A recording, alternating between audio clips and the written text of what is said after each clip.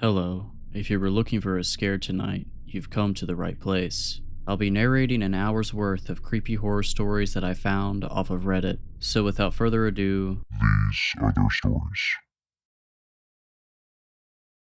I work with a volunteer search and rescue team in northern Montana. Most of the time we're responding to injuries, lost hikers, the usual, but last week we found a man barefoot, half frozen, and covered in blood stumbling down a trail we haven't used in decades. We thought he was a missing hunter. He wasn't. We brought him back to base camp. He wouldn't tell us his name, just kept muttering, "It let me go. It let me go," over and over like a prayer. He hadn't eaten in days. We offered food. He refused. When we insisted, he screamed, said it would know. Later, while the others were out on a call, I sat with him alone, and he started to talk. He said he was part of a 3-man group hunting elk deep in the wilderness. Said one night something found their camp. Not a bear, not a wolf, something tall, thin, bones stretched over skin, teeth like needles. He never called it a name, but I did. I asked, "A Wendigo?" He flinched when I said it. "No," he whispered, "the Wendigo." He said it didn't kill them right away. It took them one at a time, always at night, always when they were alone. It took Tom first, left only his tongue. Then it dragged off Caleb. He said he heard Caleb laughing as it took him, but it wasn't Caleb's laugh. By the third night he was alone. He ran, got lost, starved, heard it whispering to him. Not words, just thoughts, promises. He said he saw it watching him while he slept, said it left bits of his friends in the snow like breadcrumbs, and then it let him go, just like that. He said it stood over him at dawn, mouth full of Caleb's face, and whispered inside his mind, "You're already mine." I didn't know what to say. He looked at me with eyes that hadn't blinked in hours and said, "You don't get it, it's not out there anymore." Then he pointed at his chest. "It's in here." I didn't sleep after that conversation. He just sat there in the infirmary cot, staring at the wall, not moving, not blinking, like the thought of rest no longer applied to whatever was left of him. The next morning he was gone. No signs of forced entry, no broken windows. The med tent zipper was still latched from the inside, but the inside of the cot was wet, not blood, not sweat, just wet, like something cold had melted there overnight. We followed tracks as far as we could, but the snowfall had buried most of them.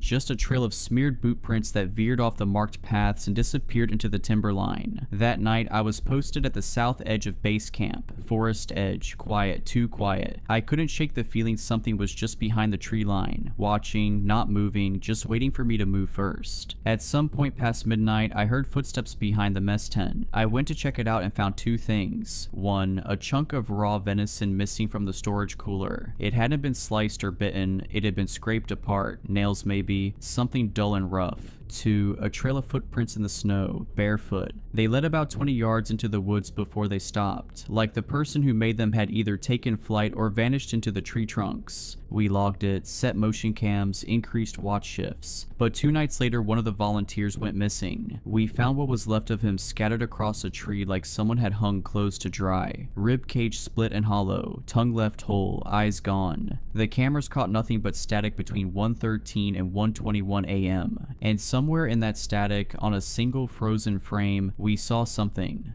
tall, standing just outside the infrared range, and a few feet in front of it, him, the survivor, smiling, mouth open wider than I thought possible, shoulders hunched like he'd grown something underneath the skin that didn't fit right. We shut down the camp the next day. I stayed behind to help collect the equipment. Last one out, just me and the trees. I don't know why I opened the meat locker before I left. Curiosity maybe, or something closer to instinct. He was inside, not hiding, just crouched in the corner, naked, hands raw, skin torn at the fingertips like claws were trying to push their way out. His mouth was moving, not speaking, chewing. I didn't move. He looked up at me just for a second, and I swear he said something, but I didn't hear it with my ears. It was in my bones. "You don't have to run anymore." Then he vanished. No sound, just gone. I still don't know how, but every night since I hear something at my window. It doesn't knock, it just breathes. And sometimes I catch myself breathing with it. The corpse was missing its face. It's an epidemic around here, a bad habit this town has with its murder-suicides. It's not enough for somebody to shove a knife through a rib cage and suck back on a 12 gauge anymore. No, now everybody has to be original, unique. They've got to peel off their victim's face, then scarf it down like skin jerky before slashing their throats. Do you know how long it takes to bleed out after cutting your carotid artery? Not long, 30 seconds maybe, a minute if you're really unlucky. That's not a lot of time to stage an arrest, to interrogate a murderer, to figure out why they killed their lover, their parents, their best friend. It's not much time to parse through the mental quagmire that compels an individual to carve off a face and swallow it whole. It just isn't. So I've had to make do. I've spent the last month digging through old case files and buried corpses. I've studied the local folklore and researched nearby legends. I've run a social media scan for sightings of anything supernatural, eerie, or otherwise insane within a 30-mile radius, all to figure out what might be causing these cannibal suicides. And you know what I managed to find? Nothing. Nada. Zilch. Until tonight, see, I've had a breakthrough, and it even has a name. Jonah. 17 years old, bright, studious, captain of the football team, head of the debate club, chair of the student council for human rights and class valedictorian. Not just a good kid, but the kind that universities fight over. 4 days ago, he murdered his father, tore off the man's face and chased it down with a glass of ginger ale, then cut his own throat and dropped dead beside him. Or at least that was the plan. Unfortunately, as fantastic as Jonah was at everything else in life, he wasn't much when it came to suicide. Lacked follow through, you might say. The kid didn't sever his jugular so much as dramatically nick it, deep enough to pass out from blood loss, but shallow enough that the paramedics were able to salvage his life. And that was a mistake, because now he's all mine. I've never cared much for hospitals. It's a combination of the sterile fluorescence and the way the air smells like chemical warfare. The way everywhere you look it's either more clutter or abject emptiness. Maybe that's why Jonah looks so unnerved when he sees me. It's my expression, bitter, repulsed. But it's hard not to feel this way. Hospitals make me think of my sister, and my sister makes me think of, "Who are you?" Jonah croaks. His voice sounds like he spent the evening gargling razor blades. He's lying in the bed like a mummy, bandages strangling his throat. I close the door behind me, lock it. He asks the question again. It sounds even more painful the second time around. I still don't answer. We haven't reached that stage in our relationship yet. Instead, I cross the room, unbutton my jacket, and drape it over the chair by his bed. Then I take a seat. All the while, he's staring at me like I'm a hallucination, like nothing about me makes sense. Understandable. From Jonah's perspective, it's 10 in the evening. A stranger just walked into his hospital room wearing a black suit and a scowl, carrying the kind of briefcase that screams bad news. He probably thinks I'm here to audit his health insurance. That, or snatch his kidneys. But I've got worse things on my mind. I open my briefcase, shuffle through a handful of documents before finding my clipboard. The form attached is a standard 34-3A interrogation report, useful when determining an individual's involvement in supernatural violence. My pen clicks, scribbles Jonah's name up top. He tries to speak again, only manages to wheeze. My pen keeps scratching. I note the size of his pupils, his tangled brown hair, the way the corner of his mouth twitches in tune with his mounting dread. Then I fill in a dozen other fields, boilerplate crap that's too dull to describe. Age, location. Are you with? Jonah winces. It probably feels like throwing up asphalt every time he speaks. He pushes through anyway. Are you with the police? I pause, look up from my report and meet his eyes, just to let him know I see him, to let him know I hear him. Then I go back to the clipboard. Here's the secret nobody tells you about conversations. It's not about what you say, but what you don't. The only thing more agonizing than being spoken to is being ignored. And right on schedule, Jonah starts to break. He lurches up in his bed, stiff and sore, confused, hits the call button for his nurse once, twice. Then he starts hammering it. Only nobody's coming because I'm good at my job. Like I said, Jonah's all mine. He tries to shout, but it's so weak, so hoarse. Barely a rasp. Nurse, hello. The boy genius finally realized I'm not supposed to be here. Good for him. I scratch out the last of his tombstone data, then clear my throat. His gaze swivels to me. The nurse isn't coming, I tell him, clicking my pen and sliding it into my shirt. She went home early, so did security. It's just you and me tonight. Jonah's eyes are buzzing, his mind blue screening as he tries to calculate just who I am and what I'm doing here. I already told the detectives everything I know, he says. I'm aware. I'm here to ask you some questions of my own. Why? Who are you exactly? I loosen the tie around my collar. Suffice it to say that I work for an organization that's taken an interest in your situation. It's a private enterprise, off the books. We call ourselves the Order of Alice. He gives me a blank stare. I've never heard of it. That's the idea. So then you're not a cop? The way he says the words is like he wants to believe them but can't. I lean forward, cutting my voice to a whisper. No, kid, I'm an inquisitor. The guy you call when the monster under your bed needs to be euthanized. Jonah's heart monitor slows. I just told the kid that monsters are real, that our whole reality is a carefully constructed sham, and instead of panicking, he's breathing a sigh of relief. I'd call that unusual. A cough rattles from my throat. Wet, nasty, the kind that sounds like I'm not just spitting up phlegm but years of my life. I could only be so lucky. What are you looking for? Jonah asks, watching me fish in my jacket. I pull out a pack of cigarettes, slip one between my lips. Medicine. For a second, the kid looks like he might tell me you can't smoke in here, like he might try his hand at a lecture. Then he spots the gun at my hip and thinks better of it. Like I said, a smart cookie. You told the cops that you didn't murder your father, I mumble, lighting the cigarette. You said it was someone else, something else, correct? He nods, or as close as he can manage with all the gauze around his neck. Is that why you're here? You actually believe me? His voice is 2 parts hopeful, 1 part desperate. It probably doesn't feel great to have your whole community think you murdered your father and ate his face. Sure, I tell him, I believe you. He falls back on his pillows, relieved. Thank God, nobody else does. The way the detectives were talking sounded like they were angling for first-degree murder. Life in prison sort of thing. Relax, you're not going to prison. You think they'll acquit me? I laugh. Not on purpose, Scout's honor. It's just that I can't help myself. Hell no, if the state had the death penalty, you'd skip the line 3 times over. Another drag, another storm cloud. Then why did you just tell me that you won't end up in prison because by the end of tonight you won't exist? The implication hangs in the air like a guillotine. The kid shrinks. His arms wrap around himself, protective, horrified. He probably thinks I'm talking about the monster coming for reprisals. He'd be half right. You're innocent, I tell him. Same as all the other murder-suicides. Like you, they were victims. Just an audience to their nightmares, no different than my sister. He blinks. Christ, there goes my motor mouth. What happened to your sister? He asks. Same thing that happened to you, only she didn't botch the suicide. I heave a sigh, ashing my cigarette onto the floor. That's why I'm so interested in your case, I guess. I'd like to know the name of the monster that did this to you, that did this to her. His eyes unfocus with a sort of detached dread that makes the 1,000-yard stare look nearsighted. I'm sorry, he whispers. I can't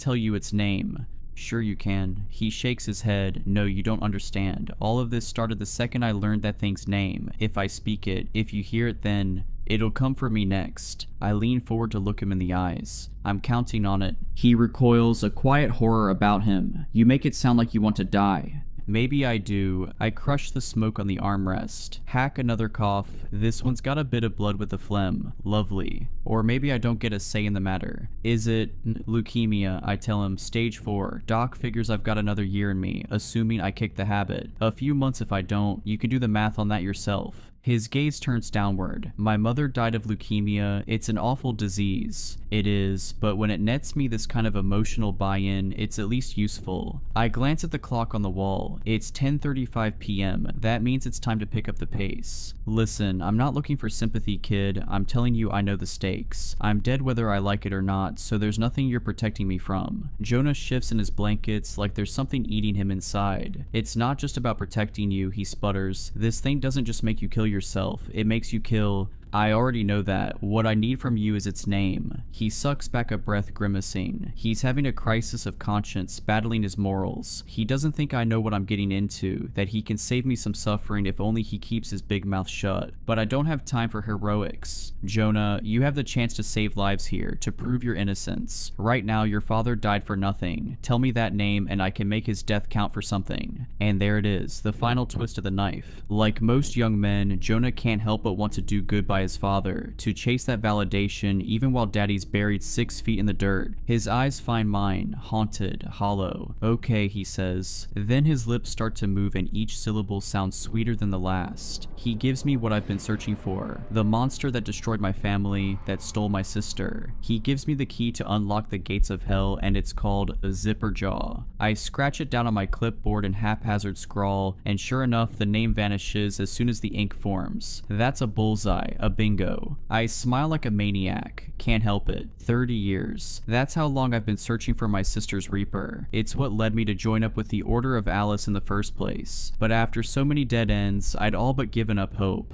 But now that I've got one foot in the grave, it's finally shown itself, here of all places. It's almost like it lured me, pulled me back for one last dance before I closed my book for good. My hand, my whole arm is shaking, tremoring. I'm afraid. How long has it been since the last time I was truly, honestly afraid? Oh God, Jonah mutters, burying his face in his hands. I shouldn't have done that. I glance up, my smile fracturing. You seem like a good person, he says, his voice breaking. I really shouldn't have done that. The kid's really gonna turn on the waterworks and ruin the moment here? It's fine, I tell him. I already told you I'm a dead man walking regardless. But Jonah lowers his hands, takes an ugly breath. You don't get it, he says weakly. Once you know its name, Zipperjaw doesn't just kill you. It finds the person you care most about and forces you to slaughter them. Just like, it made you kill your father. He looks up at me, nods. The look in his eyes is so honest to God guilty. He feels awful, terrible. He's probably imagining my kids dying, or my parents, or grandparents, or a childhood friend. He's probably imagining Zipperjaw forcing me to kill some innocent bystander, just like it forced him to kill his old man, and it's tearing him up inside. I'm a monster, he whimpers, gripping a fistful of his hair. No, you're a good kid. If there's a monster here, Jonah, it's me. He blinks through a sheet of tears. He doesn't understand, not yet, but he will. I'm a difficult person, I tell him, anger, bitter. Most women are smart enough to avoid me, which means I haven't got any kids. No spouse. My parents were abusive enough that if my sister hadn't beaten me to the punch, I'd have probably killed them myself. Jonah's eyes soften, guilt fading into sympathy and horror. I know, I'm trauma dumping. I've never really figured out the trick to following social norms, to understanding conversational boundaries. I gnaw my lip, fingers dancing on the armrest. My therapist calls it sociopathy, or maybe it was psychopathy. It's hard to remember. Haven't got the DSM handy to compare. Jonah's eyes start to narrow. Piece by piece, the puzzle is forming in his mind. The point I'm trying to make is that I don't have attachments to things, not in the way you do. The closest I come to feeling a sense of connection is probably through my work.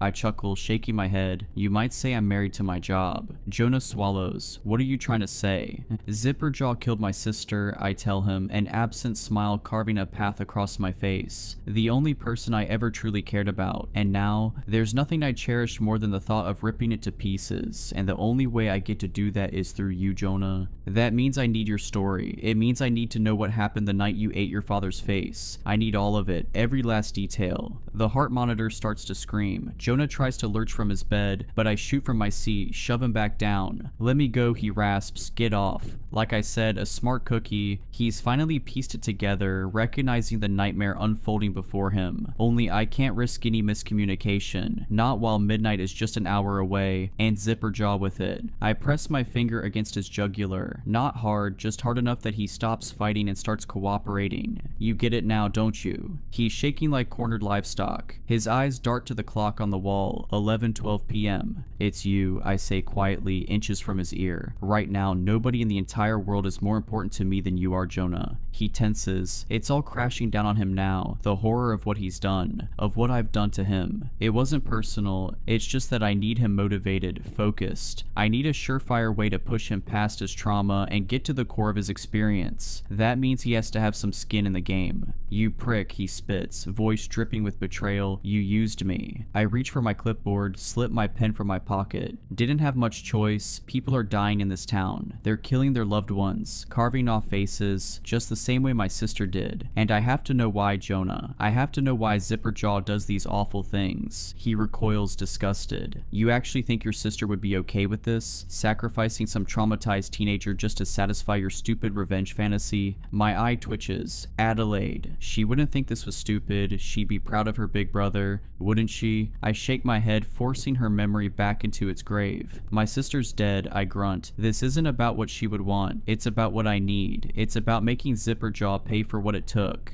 You're deranged, he mutters, an absolute lunatic. Maybe, but you know as well as I do what happens at midnight. My pen clicks, stabs the clipboard like a knife. So I'd start talking, or pretty soon you won't have a face to talk with. Jonah glares at me like he wants to strangle me. My pen taps against the clipboard. Impatient, firm, talk, kid. Why should I? Because if you don't tell me what you know about Zipperjaw, we're both dead. He folds his arms, keeps glaring. Whose fault is that? You manipulated me. Maybe this is your karma, prick. I nearly laugh. If karma exists, it's not letting me off this easy. You're upset. I get it. I'd be pissed too. Maybe pissed enough to let a monster kill me just to get even with the prick that used me. So I'm not going to blame you if you don't talk, but I also know you and I are different in important ways. Yeah, he spits. I've actually got a heart. You sure do, and I wonder how that heart will feel knowing you didn't just succeed in killing me, but all the people Zipperjaw kills after us too. His expression fractures, the anger crumbling to horror. You can't put their deaths on me, that's not fair. A smirk finds my lips. Why not? I'm the only shot this town has at stopping this monster, so you can sit tight, keep quiet if you want. I'm a dead man regardless, but all the blood Zipperjaw spills next will be on your hands. His lips start to move, searching for some argument to defend himself, to justify why killing me is worth it, but then his shoulders slump. He heaves a sigh. The beautiful thing about people like Jonah is that they're so predictable, tug on their heartstrings, play with their shame. It hardly takes anything at all to make them dance like puppets on strings. Fine, he grumbles, avoiding my eyes. What do you need to know? My pen clicks. Let's start with the name. Who handed you that curse? This kid at school, Vishal, his cousins died in one of the cannibal suicides, and the day after he went on livestream. My jaw tenses. Livestream? If this kid's saying Zipperjaw's name all over the internet, then don't worry, Jonah says, recognizing my building panic. No one watched the stream. It was just 12 hours of Vishal walking in circles, crying silently in his grandmother's living room. I only dropped in to share my condolences, but then he started mumbling something I couldn't make out. Jonah reaches for his glass of water by his bed, sucks it through a straw. He was speaking too fast, too quiet. It sounded like he'd lost his mind, but something told me to record the clip. I don't know. Call it morbid curiosity. The day after, Vishal didn't turn up at school. It didn't take long before the whole town knew why. He'd been found dead with his grandmother's face in his teeth. A shiver runs through him. That's when my morbid curiosity hit a fever pitch. I ran Vishal's mumbling through editing software, slowed it down, boosted the audio. I'd hoped to find some clue about the cannibal suicides, but what I found was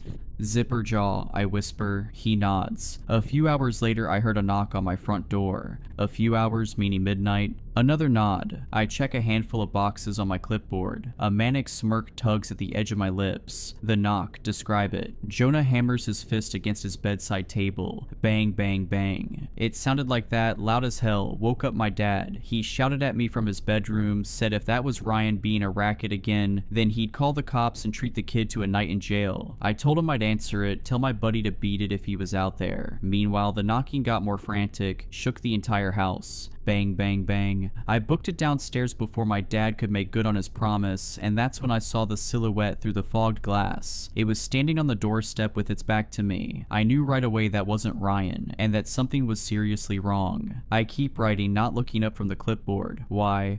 For starters, the silhouette was tall, way too tall. Ballpark it. His face screws up in thought. 7 feet maybe, could have been taller. My stomach twists. I feel what might be goosebumps running down my arms, and I wonder how long it's been since the last time I felt this kind of dread. Did you call for your father? He shakes his head. No, I was too shell-shocked, I think. That and he hesitates, shrinking into his bed. There was a voice out there, a little girl's. She said she was hurt and afraid, and that she needed help because a man was hurting her. I lower my pen slowly, meeting his eyes. Tell me you didn't open the door. Of course I didn't. His expression falls. Or at least I didn't at first. You've got to be kidding me. I'd only meant to check on the little girl, he says defensively. To be honest, I didn't even think the silhouette was a person. I mean, who in this town is over 7 feet tall? Nobody. I thought maybe it was just a trick of the light or... He trails off, unable to buy his excuses. But the truth is, I can't blame the kid. Society is conditioned to believe there's no such thing as monsters. If a giant shadow shows up on your doorstep in the dead of night, your first thought isn't to grab the holy water. It's to double check if you took took your meds. Add a crying child into the mix, and you're liable to start behaving erratically, impulsively. Is that how Zipperjaw tricked you, Adelaide? Did you think you were saving a frightened child only to come face to face with a living nightmare? My pen snaps in my grip, ink exploding across the page like a bad Rorschach. Jonah gulps. You all good, man?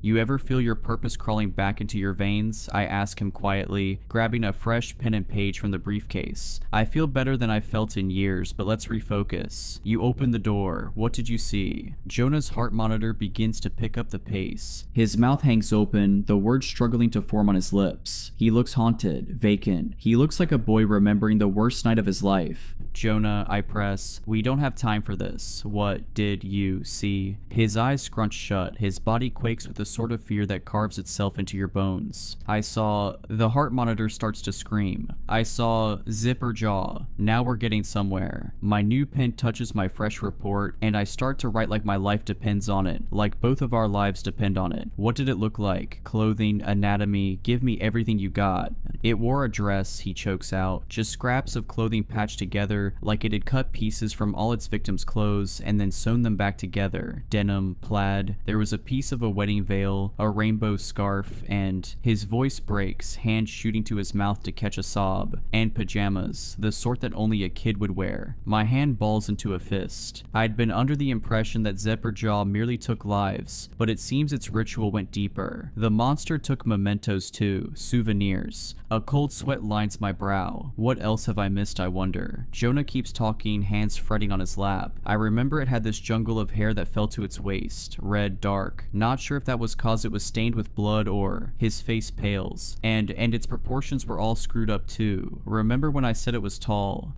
Sure. Well, it was. Only parts of it weren't. I frown. Its torso was long. Jonah spreads his arms outward for effect. Like maybe 6 feet long, but its limbs were too short. Its arms and legs didn't look like they belonged to it. They were too small, too young. It looked like they'd be torn off children and stapled onto that monster. There it is again, that anger boiling in my gut. My grip tightens around my pen all over again. It takes everything I have not to snap this one in half too. Adelaide, was that thing wearing your limbs?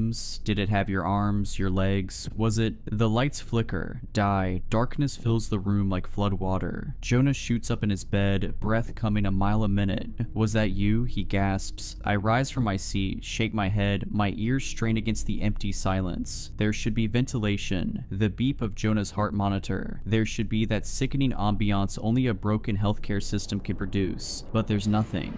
It's here, isn't it? Jonah whimpers, looking around frantically. Number it can't be. According to my pocket watch, it's just 11:31 p.m. Zipperjaw's legend is clear. The monster always arrives at midnight, yet there's something in the outside corridor. Footsteps, bare feet slapping against linoleum, and what sounds like a whimpering girl. Jonah reaches out, grabs my shoulder. That's it. That's what I heard. Did you figure it out yet? How to kill it? Tell me you know how to kill it, mans. I tense, slipping away from him. Haven't got a clue. Sorry. Jonah stares after me, slack-jawed as I drift toward the door, unholstering my Desert Eagle and bringing it up on aim. The footsteps are getting closer, heavier. Zip it. The voice is Titanic, deafening. It stops me cold in my tracks. Gone is the whimpering girl. This is the voice of a man, scolding and guttural and dripping with violence. If I've told you once, I've told you 1,000 times. Zip it, you brat. My chest tightens. The man. He almost sounds like Dash Dash. The door shudders. Jonah yelps. Open up or you'll be sorry. I stagger back, heart ricocheting off my ribs. Knock, knock, knock. The whole hospital shakes. My thumb pulls back on the safety, finger on the trigger. This shouldn't be happening. We had more time. We needed more time. Just shoot it, Jonah pleads, now, before it comes in. I grit my teeth. Unfortunately, it doesn't work like that. I've hunted enough boogeymen to know that bullets might slow them down, but to kill them, you have to beat them at their own game. Use their rules against them. The gun was never meant for Zipperjaw. It was meant for us. Bang. The door splinters, a fist bursting through, followed by an arm. It's decaying, mottled. The hand starts feeling around, trying to find the door handle, trying to let itself in, but the arm isn't long enough to reach. Jonah was right. This thing, it's wearing the limbs of a child. The monster wrenches its arm back through the hole. There's a shift of shadow, a shuffle of fabric, and then a creak like old bones bending down. It's hard to see much with the lights dead. It's just just the faint shafts of moonlight I'm working with, but what appears next chills my blood. It's there in the shattered hole, a zipper, curved upward like a smile stitched onto the face of a corpse. A small hand reaches up, unzips the mouth, then it speaks. Only this time the voice is quieter, measured in a way that makes it all the worse. I'll be back at midnight and teach you both a lesson you won't soon forget. Bang, it hammers the door one last time. There's a crack like a spine straightening, followed by a vicious snort. Then the footsteps begin to retreat, bare feet slapping across linoleum, disappearing down the hallway. And I'm left alone with Jonah, trembling, terrified. I'm trying to think, trying to pull myself together, but I'm haunted by the same looping thought that I recognize that monster's voice. It belongs to my father.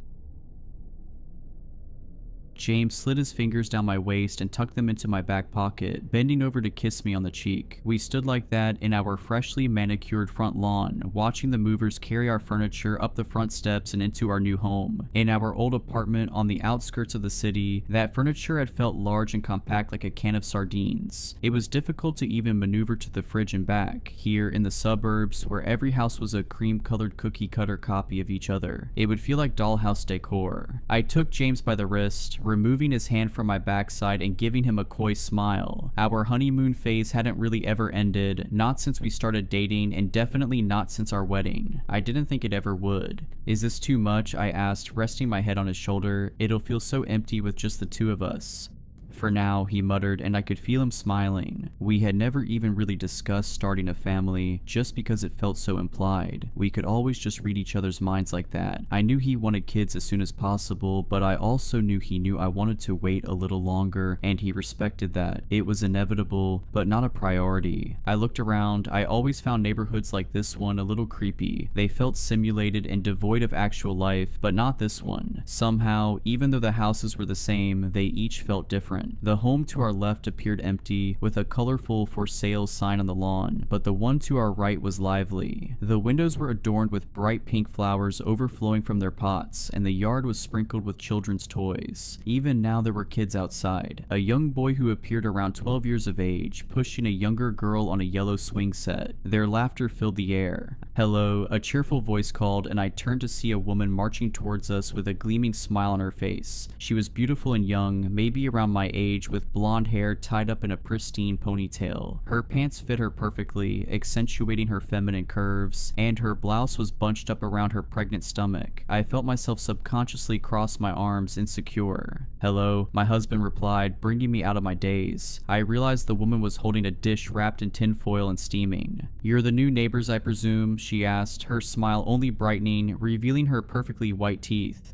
"Yes," I said, not wanting her to think I was rude. "I'm Adeline, this is James. We're so excited, this is such a lovely neighborhood." "As are we. My husband and I were so pleased to hear a young couple was moving in. It really is the perfect place to raise a family," she said knowingly, glancing at her children and then back at us. "Oh, we don't have kids," I said, a nervous laugh bubbling up in my throat. "Oh," she exclaimed. Her smile seemed to falter, but almost as if it were a glitch, it was so brief. She held out the dish in her hands. Tuna casserole. James took it from her, peeling back some of the foil and taking a whiff. "Smells delicious." "We never caught your name," I said, leaning into my husband's side. "You are..." The woman opened her mouth, but no words came out. I waited for her to answer. "Honey," a gruff voice called from the neighbor's doorway. It seemed almost unnaturally loud, not as if he was yelling, but like his voice was amplified somehow. The woman smiled at us again apologetically. "I must be going," she said, resting her hands on her stomach. "We will have to get together sometime." James and I only had the time to nod before she was turning away, walking quickly back towards who I assumed must be her husband. I saw something move on the second floor of their house, baby blue curtains parting. I looked up and met the eyes of two more children. They appeared to be twin girls, maybe 4 or 5. One of them waved, the other just stared. Embarrassingly enough, we didn't get to eat the casserole until several days later. Those days were full of hauling heavy boxes from our car and putting everything where it belonged, and my ears still rung with the sound of drills as I took the baking dish out of the freezer to thaw. "It'll be nice to eat something other than takeout," James said, sitting at our kitchen table and resting his head in his hands. "Yeah," I replied, "but I'm not sure how I feel about 2-day-old tuna." I walked over, nudging him with my hip. He pulled out his chair, guiding me down on his lap and wrapping his arms around my waist. There was so much excitement in the air as we had set up our new home, but I felt like we hadn't had any time to settle in yet. I had barely been alone with him in any meaningful way. It was the first time since our wedding day that we hadn't been all over each other. He pressed his mouth against my collarbone, trailing his lips up my neck into my ear. I felt a giggle rise in my chest, running my fingers through his slightly oily hair. "When's the last time you showered?" I teased, and I felt him laugh against my skin. "I was waiting for you, my love." I smiled. "You're disgusting." "We'd better hurry up and eat then." The oven dinged, letting me know it was preheated. It took everything in me to get up, off of James. Right as my fingers wrapped around the handle, my other hand reaching for the casserole, I heard something. I froze, tilting my head towards the window. The night was warm and still. I could see warm yellow light glowing in the neighbor's windows, a perfect caricature. "Did you hear that?" My husband didn't seem to be paying attention, fiddling with a loose leg of his chair. "What do you mean?"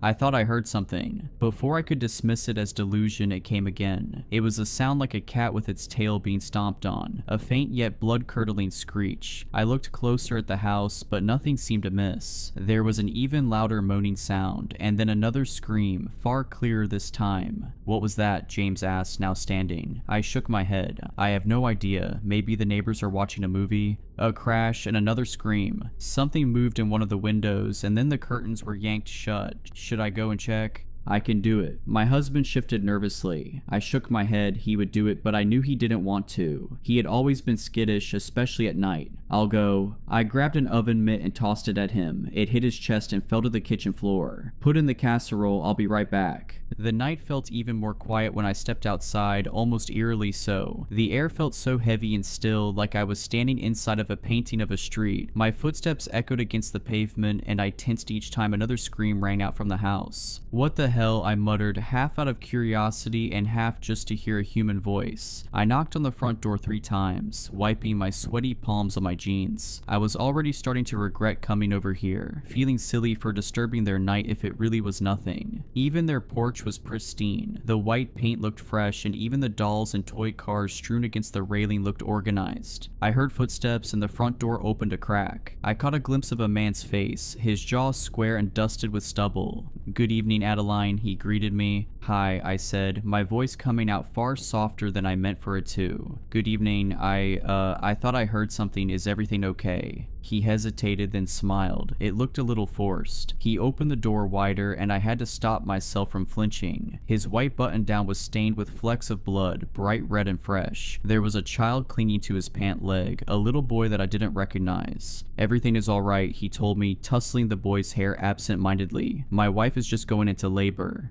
"Oh," I exclaimed, blinking at him in shock. He seemed incredibly calm, considering the circumstances. "Should we call someone, an ambulance?" "No," he said quickly, his smile fading the tiniest bit. "No, that's quite all right. Thank you for your concern. This isn't her first rodeo, so to speak." He chuckled stiffly. "Oh, okay, well, tell her congratulations." "Will do." He seemed to look me up and down, and a shiver creeped up my spine. "Well, have a lovely night, and we're so happy you moved in." He went to close the door on me, turning away, but at the last second, the little boy shoved his hand through the crack. A piece of notebook paper fluttered to the slats of the porch, and the door closed with a sharp click. I picked up the piece of paper, somewhat stunned, as another scream ricocheted inside my head. I unfolded it slowly, holding it under the porch light and squinting to make out what the shaky scratches of red crayon read. "Mommy makes lots of babies." It was only a week later that I got a call on the house phone. I was in the bath and I ran to the kitchen, a towel wrapped around my waist and my hair dripping warm water down my back. "Hello," I said into the receiver, clutching the phone with both hands. Somehow I already knew who it would be. "Hello, Adeline." Her voice was just as cheerful as it had been that first day we'd moved in, like a jingling bell hanging from the door of a shop. "How are you, dear?" "I'm fine," I replied, my eyebrows cinching into an involuntary frown. "How are you? How's the baby?" "What?" She sounded genuinely confused, but only for a second. "Oh, the baby's just fine. Such a miracle of life, isn't it?" "Yes, such a miracle. That's amazing. I'm so happy for you." "Yes. So listen, I was hoping you and your husband would come by tonight for a little dinner party. I made tuna casserole. Please, please say you will." I swallowed. Something about her was beginning to unnerve me. Something about how perky she was only days after labor. But I still didn't want to be rude, and it wasn't like I didn't like her. I didn't want to pass up any friends. parents, especially when they live just next door. Of course, I said, hoping she could hear my polite smile. We'll be there. I clutched my Tupperware of cookies tightly to my chest as James guided me up the front steps. I prayed they wouldn't be able to tell they were store-bought, although I was sure they wouldn't say anything even if they did. James knocked on the door, then tutted and picked at some chipped white paint next to the peephole. Looks like they need a new paint job out here. Maybe I should offer? Babe, that's rude, I told him, a strange feeling twisting in my stomach. Something was off, but I couldn't quite put my finger on it. Our neighbor threw open the door, beaming at us. She was wearing a pink flowery dress and a white apron. I'm so glad you could make it. Come on in. Everyone's waiting in the dining room. I couldn't help but stare at her stomach, which seemed almost as large as it had been the day we'd met. I glanced at my husband, but he didn't seem to have noticed anything and only smiled at me reassuringly. Admittedly, I didn't know as much as I could about childbirth, but I knew your stomach stayed large for at least a few days. Surely her body just hadn't recovered yet. Their dining room was larger than ours, or maybe that was just the way it was decorated. It was minimal. The only personal items I could see were more toys. At their long dining table there were 6 places set. A little girl sat at one of them, quietly playing with a Barbie doll, and a teenager sat next to her, scowling at us. I didn't recognize either of them. This couple seemed so young. How could they have a teenager already? Some people started early, I guess. I had assumed dinner party meant there would be more people, but I felt guilty for assuming that. They were so eager to spend time with us. Maybe they just didn't have many other friends, especially with so many children running around. Across from the kids sat her husband, grinning at us. I blinked. He didn't look how I remembered him. Hadn't her husband been a brunette? This man's hair was a lighter brown, almost a dirty blonde, and his face seemed softer. It must have just been the lighting, I told myself. Surely in the dark, his features had just looked bleak and more severe. The woman immediately started bustling around in the kitchen, and James and I took our seats. I stared at the glass of wine already set out in front of me, the dark red liquid reminding me suddenly of that night, of the blood splattered across the man's shirt. James began chatting up the husband, but I couldn't bring myself to keep up. I just stared into the glass, swirling the wine around, watching it lap up against the rim. It was so dark, almost black. We didn't even know these people's names. Were we so rude that we had never asked? Was that a bug? I dipped my finger into my wine and fished out a small fly, still buzzing desperately. Looking around quickly, I flicked it off my finger into the ground, not wanting to embarrass our hosts. Such a lovely home, James was saying, and I smiled and nodded as if I had been listening. Yes, I butt in and then hesitated. Forgive me, but I've forgotten your name. The man's grin didn't falter. Joseph, he said happily. No need to apologize, I'm Joseph. And your wife? Dinner is served, the woman called, interrupting me. She wielded a large dish which gave off a faint fishy aroma, setting it down with a flourish in the center of the table. Thank goodness, honey, I'm starving. Joseph tucked his napkin into his shirt and picked up his fork and his knife, clutching them in both hands cartoonishly. I looked at James, searching for any semblance of confusion. I found none, only a polite smile. This is the children's favorite dish, she told us, taking my husband's plate. How many kids do you have? Here you are, love, she said, scooping a helping of casserole onto his plate and reaching over me to set it down in front of him. As she leaned over me, I caught a glimpse of her face. Her skin seemed to glisten around her eyes like it was wet. Growing boys need to eat. James chuckled nervously, the first hint I'd gotten of anything amiss. That's what I keep telling Adeline. Joseph laughed uproariously, pounding his fist on the table. I caught the teenager jump and the little girl set down her Barbie, but I couldn't decipher the expression on either of their faces. A man of my own heart, he cried, and he didn't stop laughing. What did you bring us? The woman asked after a moment, nodding at the Tupperware, having to raise her voice to be heard over her husband's laughter. I swallowed. Chocolate chip cookies. Lovely. I gazed down at the food she'd put in front of me. It smelled even fishier up close, nothing like the first one she'd given us. I picked up my fork, picking at a flaky corner. A fish bone stuck to the prongs, long and slender and sharp. I hope you'll eat it all, the woman said to me, leaning over so close her blonde curls tumbled onto my shoulder. She smelled of perfume and faintly of fish. Now that she was close to me, I could see clearly that her face was in fact wet. You simply must get used to eating for two. After that dinner, it wasn't that I was avoiding them, but I didn't make much of an effort to get closer. I felt deeply uncomfortable in a way that I didn't quite like to think about. Even so, I told myself it wasn't them, we just had gotten busy. James had started his new job in the city, starting construction on a new shopping mall, and I had a big interview coming up. I simply didn't have much time to think about our neighbors. Not that they didn't make it difficult not to. Neither of us got much sleep anymore. The sound of a crying baby kept us up and made us restless. They baffled me during the day too. One Monday before James had gotten home, I noticed a man out in their yard playing with a few of the children. He was chasing them around the swings, around and around, and they were shrieking with glee. My curiosity got the better of me. Was this an uncle, a babysitter? I knew little to nothing about this family, and I figured that was what was unnerving me so much. Maybe if I knew more, I would feel comfortable living next to them. Before I could stop myself, I walked out, watching them play for another moment before speaking. "Hi," I called out, and all four of them turned to face me. "Hello, I'm Adeline. I live next door. Sorry to be nosy. I was just wondering, how are you related to the family?" The man smiled at me just like the rest of them, widely. Up close, he looked even older, maybe in his 40s. He must be a relative of some sort. "Don't be sorry, Adeline. I'm their son. We've been so happy that you moved in." After that, I put even more distance between myself and the neighbors. I was sure there was a logical explanation for all of this, but if I thought too hard about it, I felt like my brain would explode. A couple of nights later, James had had enough.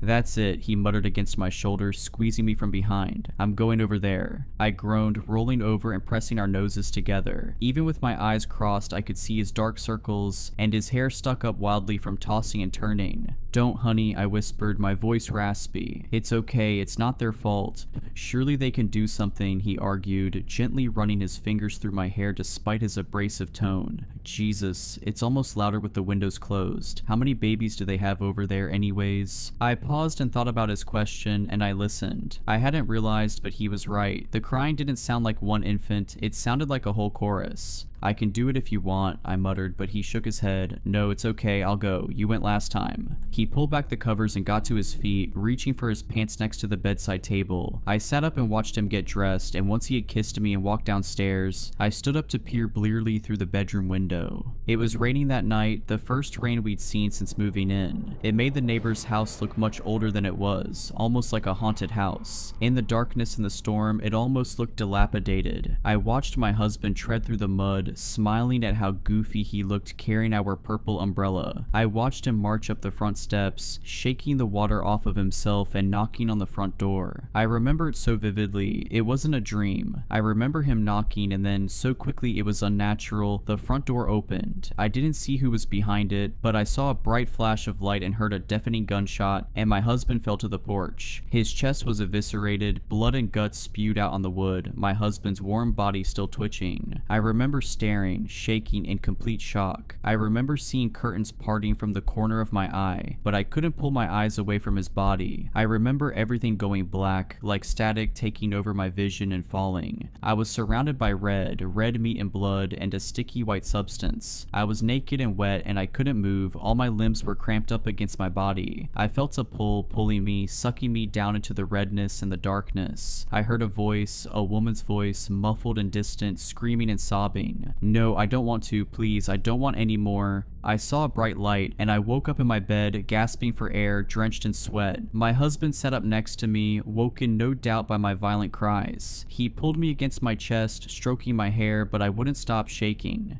It's okay, just a dream." But it wasn't just a dream, I saw it. I had seen him die. It had been so real, so vivid. I was still mourning, still in shock, curled up in his lap. It couldn't have been a dream. She brought me a pie the next day, the wife. James had stayed home from work to console me, deeply alarmed by my reaction to what he thought was just a bad dream. He offered to get the door, but I didn't want him to. I didn't want him anywhere near a front door ever again. I turned the knob with shaking hands, and there she stood, her hair tied up in a messy ponytail, clutching a pie tin in front of her. She was still pregnant. She held it out to me, her smile gleaming and wide, but her eyes apologetic. "I wanted to apologize for the noise," she said cheerfully, tilting her head. "I hope it hasn't kept you up. It's just so difficult sometimes with newborns. You of all people would understand." I don't have kids, I said bluntly, eyeing the pie. It must have been cherry, it was red, so red. Remember? She blinked at me. Oh yes, of course. She held out the pie, pushing it into my hands. Please take it. I cautiously took it from her. It was so red inside, like the red from my dream, like my husband's guts. When I looked back up, she was still smiling, but there were tears streaming down her face and dripping off her chin. I stared at her blankly. Are you okay? Yes, oh yes, I'm fantastic, dear. Without warning, she opened her arms and pulled me in, hugging me tightly, the pie tin crumbling between us. We're just so glad you moved in. I heard a sound like water trickling, and I cringed as something wet touched my legs. I pulled back and looked down to see liquid trickling down her thighs, slightly pink and sticky.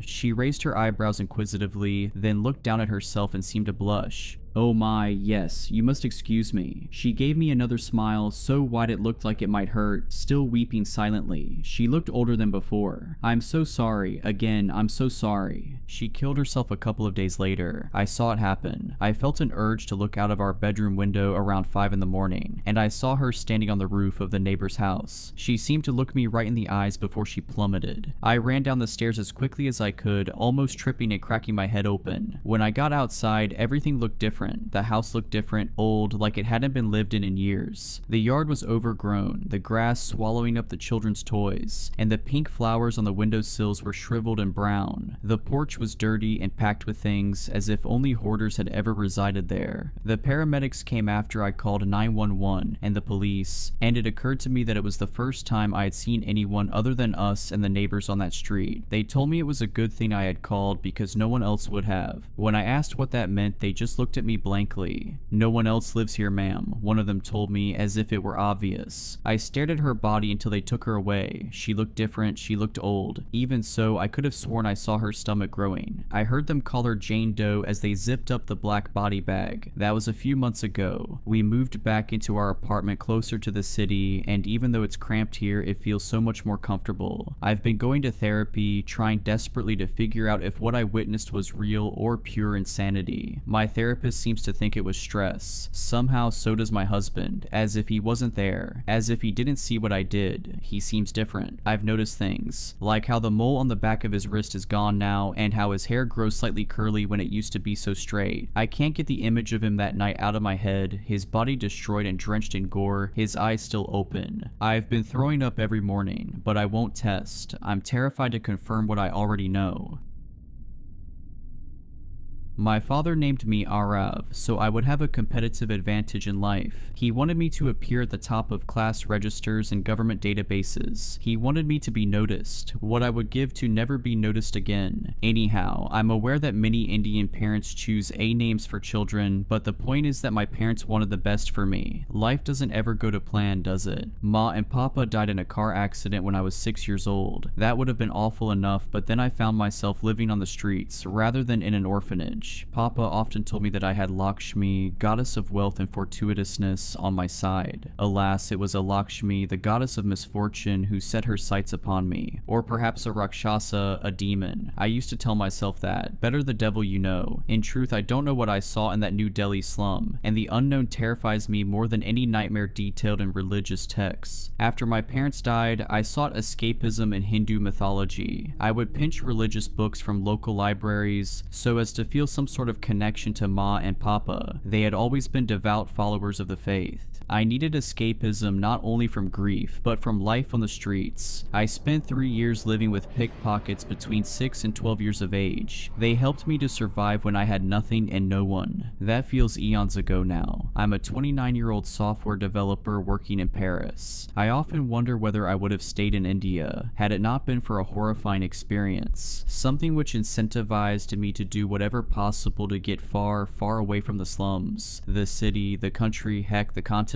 2 decades later, I know that nowhere is far enough. The year was 2004, and I was a 9-year-old street urchin, an orphan who subsisted on rupees pilfered from Delhi's inhabitants. My group mostly targeted tourists, but it was an Indian businessman who caught my eye on this particular February morning. He looked displaced in the slums, like he'd strayed a little too far from Gurgaon's gentrified streets of glass and smog. Displaced fools are the best earners. The stranger was strolling stiffly, in odd, unnatural movements along a cramped passageway of street stalls. He was a conspicuous man with a navy three-piece suit, pristine black loafers, and an upper face shrouded by a black shawl. I remember being a little puzzled by his covered eyes. I wondered how he could see where he was walking. Of course, money was the main thing on my mind. Well, food, but money was necessary precursor to that, so it didn't matter that he was odd, it mattered only that he was important. And I knew that without a shadow of a doubt, as I'd spent 3 years perfecting the art of noticing important men. Of course, I wish I hadn't noticed him. I wish I hadn't swiped the leather wallet from the side pocket of his trousers. And I wish I hadn't seen it. In one of the wallet's slots, below a healthy wad of green notes, was a Polaroid. Ordinarily, I would have pocketed half the cash, then returned the wallet to the victim's pocket. It's always best to stick to rupees. Wealthy folk often lose track of how many notes they carry, so they don't miss a few hundred rupees. Following this line of reasoning, my friends and I rarely aroused suspicion. I should have stuck to the plan, should have taken the money, returned the wallet, and fled. But something about the white border of that Polaroid, brown stained but poking tantalizingly out of the leather pouch, intrigued me, and I made the decision to let my finely tuned routine fall to the wayside. I let the businessman start to walk away. I broke all of the rules, and after I wiggled the photograph free, I whimpered, almost dropping both the wallet and the Polaroid. It was a picture of me, a picture that I didn't remember anyone taking, a picture of a place I'd never visited. There I stood, a boy with a blue tattered t-shirt, maroon stained trousers, and bare feet. I was smudged a little, as if somebody taller had been standing in my place previously, and I was standing in a damp bedroom with mold-ridden walls and upper bunks clinging to the two walls. The camera flash should have illuminated the entire space, given that it was such a small room. The room shouldn't and couldn't have been a large space, yet it seemed unfathomably big, too big for the light to reach the blackness beyond the bunk beds. I looked frightened. My head was starting to turn, and my brown pupils were crawling across the whites of my eyes, as if daring to look behind me, as if there were something I'd seen or heard in that unlit back end of the room. I trembled, fearfully scrunching the Polaroid in one hand and the wallet in the other. My instinct was to look up at the man I'd robbed, though I expected him to have left the vicinity. He hadn't. Standing motionlessly at the end of the dirt path ahead, like a rock bearing the crashing tide of impoverished market goers against it, was that wealthy, navy-suited businessman. He was facing away from me, and that deeply unsettled my gut, more than the impossible Polaroid I'd discovered. Something was uneven about the way in which this man had paused in the middle of the path. Then he began to pivot on loafers that seemed impossibly clean in contrast with the dirt beneath his feet. He twisted around until he was facing me directly, and I finally got a proper look at him. The black shawl still covered the man's upper face, but his lips still showed. They had transformed into subhuman features, had turned a muted gray without even a hint of red, as if belonging to a corpse. The man's mouth neither smiled nor frowned. It simply started to open, and long strands of brown connected the upper and lower lips, gunky and thick like rubbery mucus. Beyond the lips and the brown strands of unknown consistency was a black pit, an entrance that led to the man's gullet. Staring at it pained my eyes and left a quiver in my heart. The black seemed to be tugging my eyes towards it. I felt a strain in my retinas, felt my eyes start to bulge, and then the man started to take powerful strides towards me. I wanted to run. I still don't know why I didn't. He may have fixed me to the spot, with eyes or something worse hidden beneath that shawl. The man took angular strides towards me with gray lips parting wider and wider to reveal a lightless cavity within, a version of hell ready to engulf me. However, moments before the gentleman came close enough to touch me, there sounded a harsh brain honk. I spun to look at an impatient driver sitting in a green and yellow tuk-tuk, so I stumbled sideways to let the still moving vehicle scoot past. But when I returned my gaze to the direction of the approaching businessman, he was gone, and the only remaining evidence which convinced me that I hadn't imagined any of the horridness was the Polaroid I'd crumpled in a teensy quaking fist. When I arrived at the wooden shanty I called home, I was rebuked by one of the older boys for not returning the wallet to my victim's pocket. He said something along the lines of,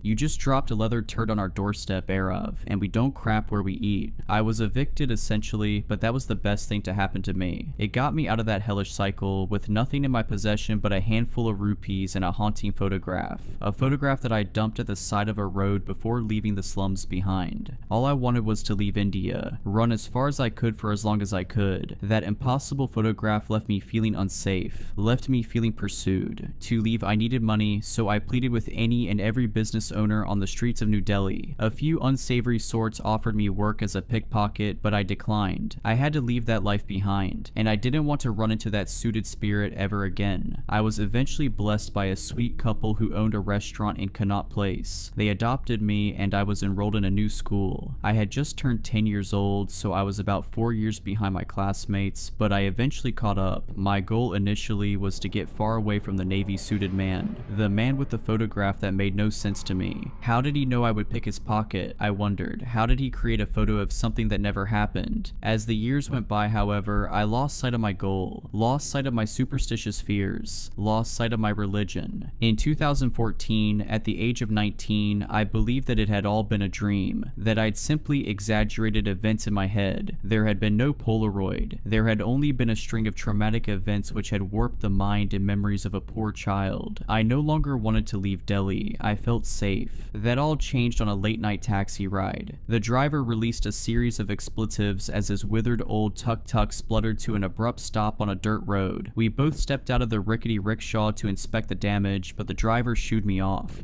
"You'll only get in the way," he said. I rolled my eyes, but it made no difference to me. I remembered the slums at night. I felt comfortable there. In fact, I recognized the road. The ramshackle houses and empty market stalls looked different at night, but the street itself hadn't changed in the past decade. I had returned to my old pickpocketing grounds, but my stomach dropped when I saw it, crumpled up at the side of the road, exactly where I had dumped it 10 years earlier. I called it a coincidence, but I knew better. The photograph at my feet was that Polaroid from a decade earlier. I should have left it. I should have just kept my hands in my pockets until the taxi driver had fixed his tuk-tuk. Instead, I squatted and scooped the Polaroid out of the dirt. Then, using my phone's torch, I illuminated the picture in my weak, unwilling hands. What came from my lips next was a scream. I screamed not because this was the same photo from 10 years earlier, but because it wasn't the same photo at all. It was a new picture of me. Gone was the young, frightened boy in the dark bedroom. In his place was a teenage version of Arav standing at the side of a dirt road next to a broken down tuk-tuk, looking down at a mangled Polaroid in his hands. The scene depicted was impossible. The photograph had already been lying on the road, yet it depicted a scene that had yet to pass. I shot my eyes upwards, searching for the photographer who had to be standing at the other side of the road. However, as I eyeballed that spot, I saw only a black alleyway branching off from the dirt road, a road barely lit by a few sporadic lamps and string lights. Regardless, even with no light to reveal the passageway, I felt absolutely certain that something lurked in the dark. The taxi driver stirred me from my terrified trance, announcing that the tuk-tuk was operational once more. I didn't need to be told twice. I hopped into the vehicle and shrank into a fetal position, feeling vulnerable, exposed as the vehicle, with no doors to provide even an illusion of safety, trundled slowly past the black alleyway. I was only a foot away from the spot in which the photographer must have stood, and I felt a wisp of wind wash over me as we drove past. With a shudder, I tossed the photograph out of the vehicle and vowed never to return to that street again. Vowed, as I had 10 years earlier, to leave India behind for good. Leave that man behind for good. I quit my porter role at the restaurant. My new ma and papa were sad to see me go, but they understood that I needed something better. Not that they knew the full story. I found a job vacancy with a cruise line, and my hospitality experience helped me to secure the role. Out at sea, I'll be safe, I naively believed. It sounds silly looking back. Silly to believe that this man with the power of premonitions would be unable to find me. I'd left India, and that, in my eyes, equaled safety. I would never return to that street in Delhi, so I would never return to my trauma. It all seemed logical. But when I was appointed to clean room 11 on the 3rd level, I started to suspect that I'd been wrong. As I walked down the corridor of rooms, I felt the graze of air against my nape, a gentle breeze that erected my hairs, though I chose to dismiss this warning sign. I didn't want to believe. The truth became undeniable, of course, when the door to 11 opened onto a black room with a crumpled Polaroid lying on the beige carpeted floor. My belly lurched downwards. For a moment, I thought the ship itself might have been sinking to the depths of the ocean, to the depths of hell, to a nightmare that had been awaiting me for a decade. I recognized that room, recognized the bunk beds clinging to the walls, recognized the darkness not penetrated by my phone's torch beam that seemed to harbor some hidden thing at the back of the bedroom. Yet again, I made the mistake of squatting and picking up that photograph.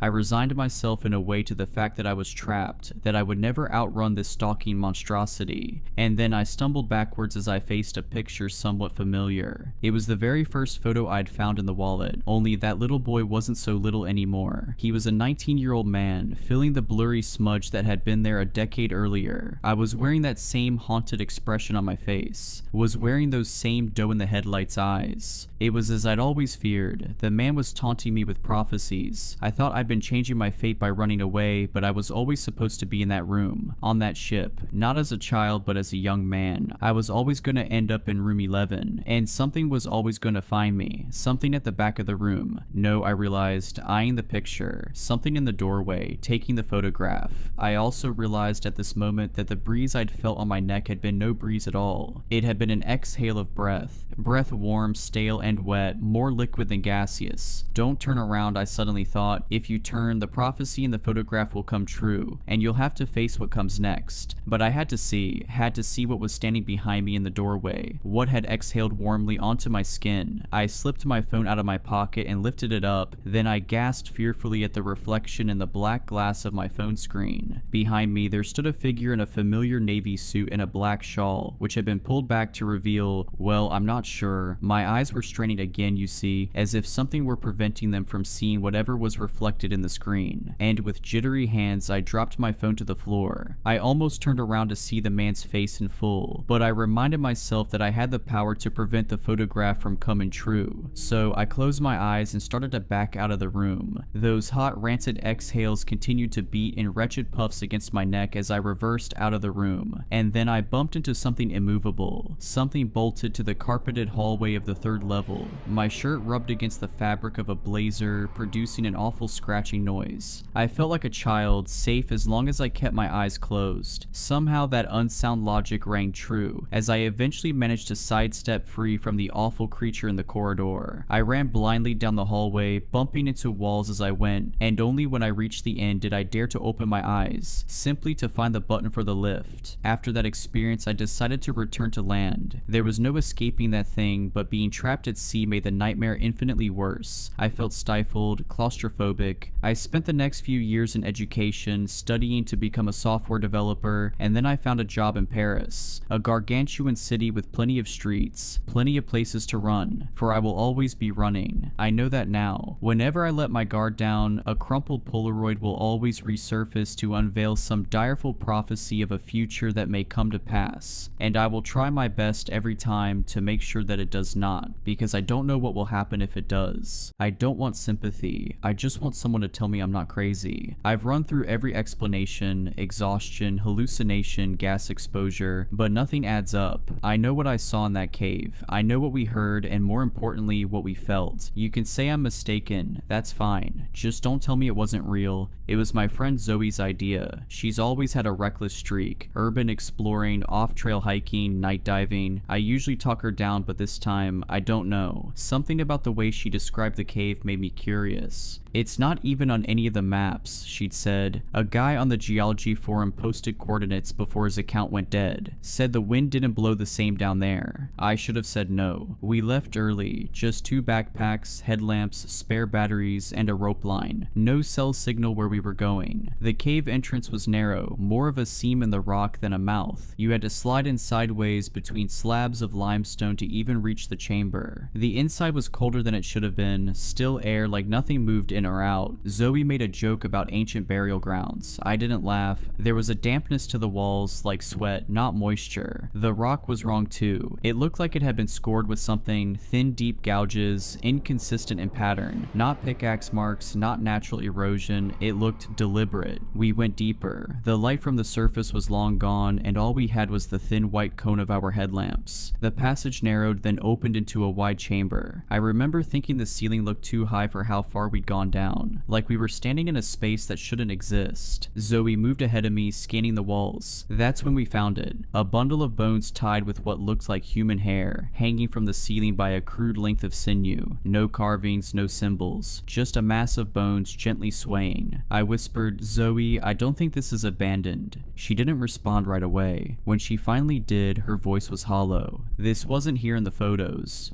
photos. She hadn't mentioned any pictures before. I didn't ask. I was too focused on the smell that was suddenly thick in the air, like meat left in the sun but sweeter. That's when I heard it, something scraping stone. Not close, not far. Somewhere in that massive, impossible chamber with us. I turned, and for a second, I thought I saw something move. Long and thin, almost like a shadow peeled away from the wall and slipped out of sight. Zoe was already backing up. Her face had gone pale beneath the headlamp's glow. I grabbed her arm and whispered, "We need to go. Now." She didn't argue. We turned, retraced our steps, but the tunnel didn't look the same. The gouges in the walls were deeper now, fresher, some still wet. Zoe started muttering under her breath. I counted it. I counted the turns. I swear I did. I told her to keep moving, keep the rope line in hand, but when I reached for it, there was nothing. The rope was gone, just a frayed end cut clean. Something had taken it, and it wasn't done with us yet. Zoe was unraveling. Her breaths were fast and shallow, fogging up the inside of her headlamp lens. I grabbed her by the shoulders, more to steady myself than her. "Hey," I said quietly but firmly. "We need to keep our heads. You counted the turns, right? So think, what's next?" She shook her head, eyes wide. "I don't know. I did count them, I swear. 3 right, 2 left, slope downward. But this isn't where we came in." I glanced around. The stone felt tighter somehow, angrier. The air had thickened, like the cave was exhaling slowly and we were breathing in its rot. That smell was stronger now, clotted, sickly sweet. I listened. There, beneath Zoe's frantic breathing, not hers, not mine, something deep, rhythmic, a slow drag in and out, not from any one direction, just around us, embedded in the walls or beneath them. I shushed her and held my hand out. She went quiet. We both heard it then, not a growl, not a snarl, just breath, like lungs the size of the room, expanding in time with our fear. I scanned the area. "There, look," I whispered. About 10 feet up, there was a narrow ledge, natural rock, slanted inward like a lip above the tunnel mouth. If we could get up there, maybe we'd get a better view of the layout, or at least feel like we weren't being watched from every direction. I helped Zoe climb first, boosting her from below. Her boots scraped and kicked loose gravel, and I winced with every sound. My turn was harder. My fingers trembled against the sharp stone, my legs aching from tension and cold, but I made it. The ledge was wide enough for us to crouch. Our lights reached further up here. That's when I saw it. A shape just outside the cone of our beams. It was too tall. That was my first thought. Not like a person. Like someone had been stretched upright, arms long, joints sharp, body so thin you could see where the ribs nearly pierced the skin. Its back was turned, pale, scabbed flesh stretched tight over its frame. Its head scraped the ceiling, and it was listening. One long arm curled out and touched the wall, claw tips dragging across it gently, like it was feeling vibrations through the stone. My breath caught and it froze. No sound, no movement. Then its head twisted, not turned, twisted, the neck bending like a broken branch, until one sunken, pupilless socket faced our direction. It didn't blink. It didn't move. Zoe made a noise, something between a whimper and a choked breath, and I grabbed her mouth just in time. The thing tilted its head, its other hand flexed. Claws like carved antler tips scraped together, click, click, click. Then it sank back into the dark, not walking, melting. The way it moved made me feel wrong inside, like gravity didn't apply to it the same way. I didn't realize I was crying until I tasted salt. We sat there for what felt like an hour, maybe it was minutes. Time felt fake down there. Zoe finally leaned in. Her voice was so quiet I barely heard her. "I don't think we found the cave. I think it wanted us to find it." That thought didn't feel paranoid, it felt true. The walls were grooved, the air was still, the bones were arranged. This wasn't some forgotten tunnel, it was a trap,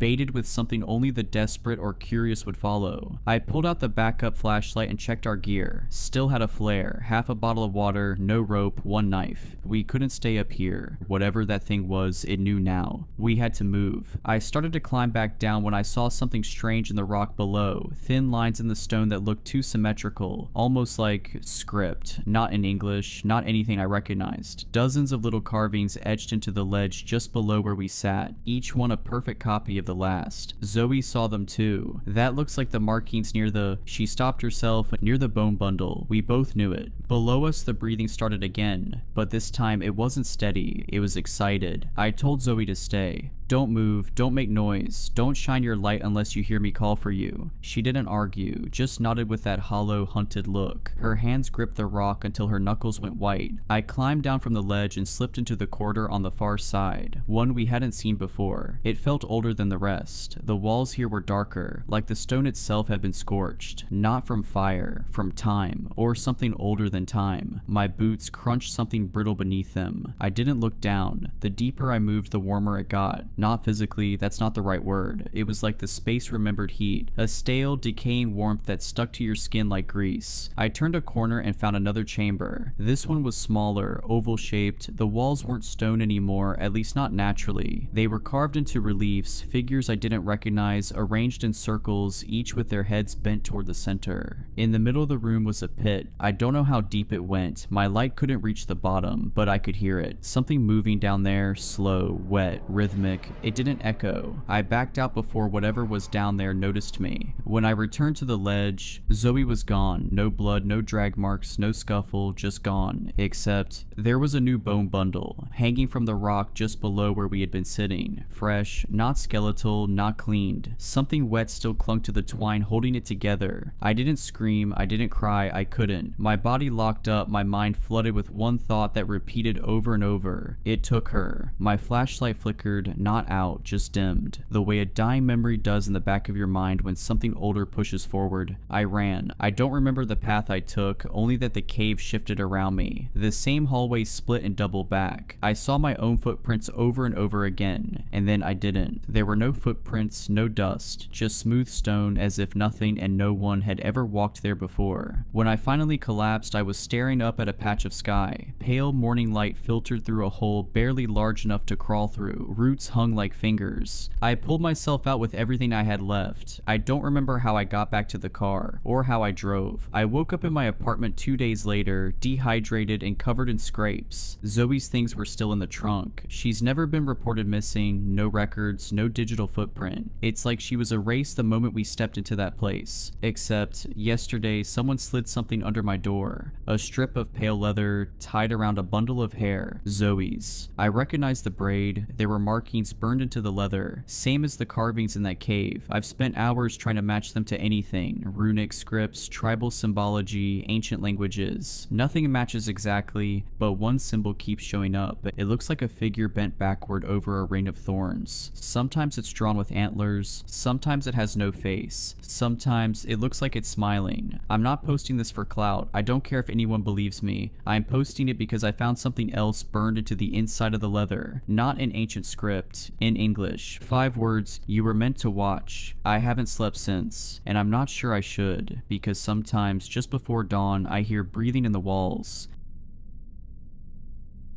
Dad was drunk again. Rain swept over my windshield like waves over a beach as I drove him home from yet another bar where he'd made a fool of himself. He wasn't the drunken brawler type, no, he was a crier. He'd sit at the bar with his head on the table and just start sobbing, wailing, bringing down the whole mood of the place. Even now he shifted between crying and sniffling while staring out the passenger window and half-conscious states where he couldn't muster the mental coherence to even register such complex emotions. At one point he even leaned over the center console and tried to hug me, almost making me jerk the steering wheel. "Dad, no, Christ, I'm trying to drive here," I snapped at him. "Keep on your half of the car or I'm pulling over." Like a loyal dog, he recognized the tone of my words even if not their meaning, and shrunk back sheepishly. Since I was in elementary school, people told me I was remarkably mature for my age, but you kind of have to be when you're forced to act like the parent of the family. The road traveled parallel to our sole local river, the one the school kids all called the Devil's Gutter. It snaked in and out of sight behind the tree line, as if it liked to taunt every driver that passed. The thing was evil, I knew, but I couldn't help but feel a certain nostalgic fondness for it. It was the only thing offering any sense of danger and mystique to what would have otherwise been the least interesting small town in the country. From a glance it seemed mild, shallow, and narrow enough to make it across with a leap. There was no way of telling that it was actually hundreds of feet deep, that the undercurrent was stronger than an Olympic swimmer could withstand, that the banks were undercut undercut and impossible to climb back up once you were in, that the carbonated water had intricately carved networks of hundreds of channels and caves deep into the limestone. Misjudge your leap and you'd be seized by the undercurrent, dashed against the rocks, plunged deep into some dark cave within which your body would be preserved forever, pinned to a wall or ceiling of stone like some macabre decoration. The gutter features in our every folk tale and ghost story. When I was a kid, we liked to tell the tale of old Bart O'Neill, a 19th century prospector whose cat was apparently very popular with the neighborhood toms. Every time she'd get knocked up, it was said, he'd gather up the kittens into a burlap sack and toss them all into the devil's gutter. At least, and this was when whoever was telling the story would lower their voice to a whisper, until they found his body in his bed, shredded by hundreds of small claws. His eyes had been clawed out, his fingers bitten off like carrots, his rib cage torn open, and within his chest the police found dozens of tiny poops. That's right, according to legend, the spectral kittens had used his chest cavity as a litter box. That was all made up, of course, the crude invention of imaginative schoolboys. But I have looked through old newspapers and found that someone named Bart O'Neill really did disappear from town a long while ago. No gory details, just up and vanished. The only oddity I noticed was that when his cat was found still locked up in a cage in his shed a week after his disappearance, it was well fed, as if somebody had been sneaking in and caring for it. See, this is why I hate taking this road. With every glimpse of that river, my mind always wanders, back to old memories, terrible memories, ones that would have been better left forgotten. It ignites a fire in me, a sort of morbid curiosity I've come to dread. But then Dad broke my line of thought with a long, obnoxiously loud groan, and then I was thinking of the first time I had him in my passenger seat when I was some anxiety-ridden kid, no older than 15, didn't even have my driver's license yet, my hands shaking late that New Year's night as I struggled to dodge all the other drunk morons swerving all over the road. New Year's was always the worst night for him. This would have been our anniversary, he was groaning. It would have been our 15th. I got over what happened to Mom over a decade ago. Why couldn't he? We aren't the only people who've experienced loss anyway. When I was growing up, the whole town mourned the death of Annabelle, captain of our high school cheerleading squad. She had tried to jump the gutter and even cleared it, but there'd just been rain and the muddy opposite bank gave way beneath her feet and she went right in. Crazy thing was, 15 minutes later, they got a ping from some SOS beacon her mother had made her wear. They took this as proof she'd made it out alive but injured and triggered a frantic search of the surrounding area, with no luck. There were rumors, however improbable, that she'd found her way into an air pocket somewhere in that limestone cave system, just close enough to the surface that just one of her desperate calls for help managed to make it through. Sometimes I picture her down there, in a kind of darkness I could not fathom, struggling to keep her head above the water. I wonder if she knew that surrounding her, somewhere in the dark, were the corpses of those who had been pulled into those caves before her. I picture a gaunt, bleached hand brushing her ankle as those currents carry one by. I imagine her crowded on all sides by the gaunt, empty eyes of the people who'd found their way into that air pocket before her and never found their way out. Maybe it was for the best that she would have been in complete darkness. There my mind went again. I'd gotten another glimpse of the river and couldn't help but imagine Anna down there, as if her eyes were looking up at me from beneath those blackened waters. I tried to turn up the radio to take my mind off it and to drown out Dad's moaning and sobbing, but he grunted as if the very sound offended him and drunkenly pawed at the dashboard until he turned it back off. I already knew what he'll say tomorrow. "I've let you down," he'd say, head down like a dog caught peeing on the carpet. "I've never been the father I should have been, and it'll all be very genuine and very sincere and very, very temporary. I've even helped pay for his rehab once. He'd been found choked half to death on his own vomit. This is a wake-up call," he'd said. "I'm finally ready to be the dad you've always needed me to be." A few grand seemed like a small price to pay to have my dad back. And indeed, for a few months of sobriety, he was the best dad on earth, the best I ever could have asked for. And then came New Year's again, and it was suddenly like none of it ever happened. My eyes glimpsed a cross set up along the gutter, a bouquet left at its base. I knew exactly who it was for. When I was in 4th grade, Bethany, a little girl who went to the same school as me, was swallowed up by the gutter. Her father was the only one who witnessed the accident, and there'd been some suspicious circumstances. I don't really remember, something about marital issues, custody, that sort of thing. Point was, everybody suspected him. But what proof did we have? The gutter never parts with its secrets. 3 years or so later, her dad just up and vanished too. Nobody thought much of it at first. Everyone assumed he got tired of the side eyes and just skipped town. But then, months after everyone had forgotten the whole business, someone started sending around a voicemail he'd apparently sent sent out at 3 in the morning, the night he disappeared. It had apparently been sent to some random coworker from his contacts list. An accident, clearly. The first minute or two just consisted of the sort of rustling you'd expect from a pocket dial, so they hadn't thought much of it. It hadn't been until their curiosity drove them to investigate deeper that they realized they could hear the dad's heavy, belabored breathing and the sounds of twigs and leaves crackling beneath his feet as if he were wandering through the middle of the woods. Moreover, off in the distance, they could hear another voice. The faint voice of a little girl, bubbly and giggling like they were playing a game. "Daddy," the voice kept crying out into the night. "Daddy, where are you?" They noticed too that you couldn't hear any crickets or birds or anything else you'd expect out in the forest at night. Everything was dead silent, like all the creatures of the woods sensed the presence of a predator. The dad's breathing grew heavier and more panicked whenever the voice grew louder, nearer, but it remained stifled, as if he was desperately trying to keep quiet, remain unnoticed. Eventually she was so close that you could hear her little footsteps in the leaves, and the dad didn't even dare to breathe. And then, the sound of branches being parted, the father's gasp, and that little voice laughing and declaring in a sing-song tone.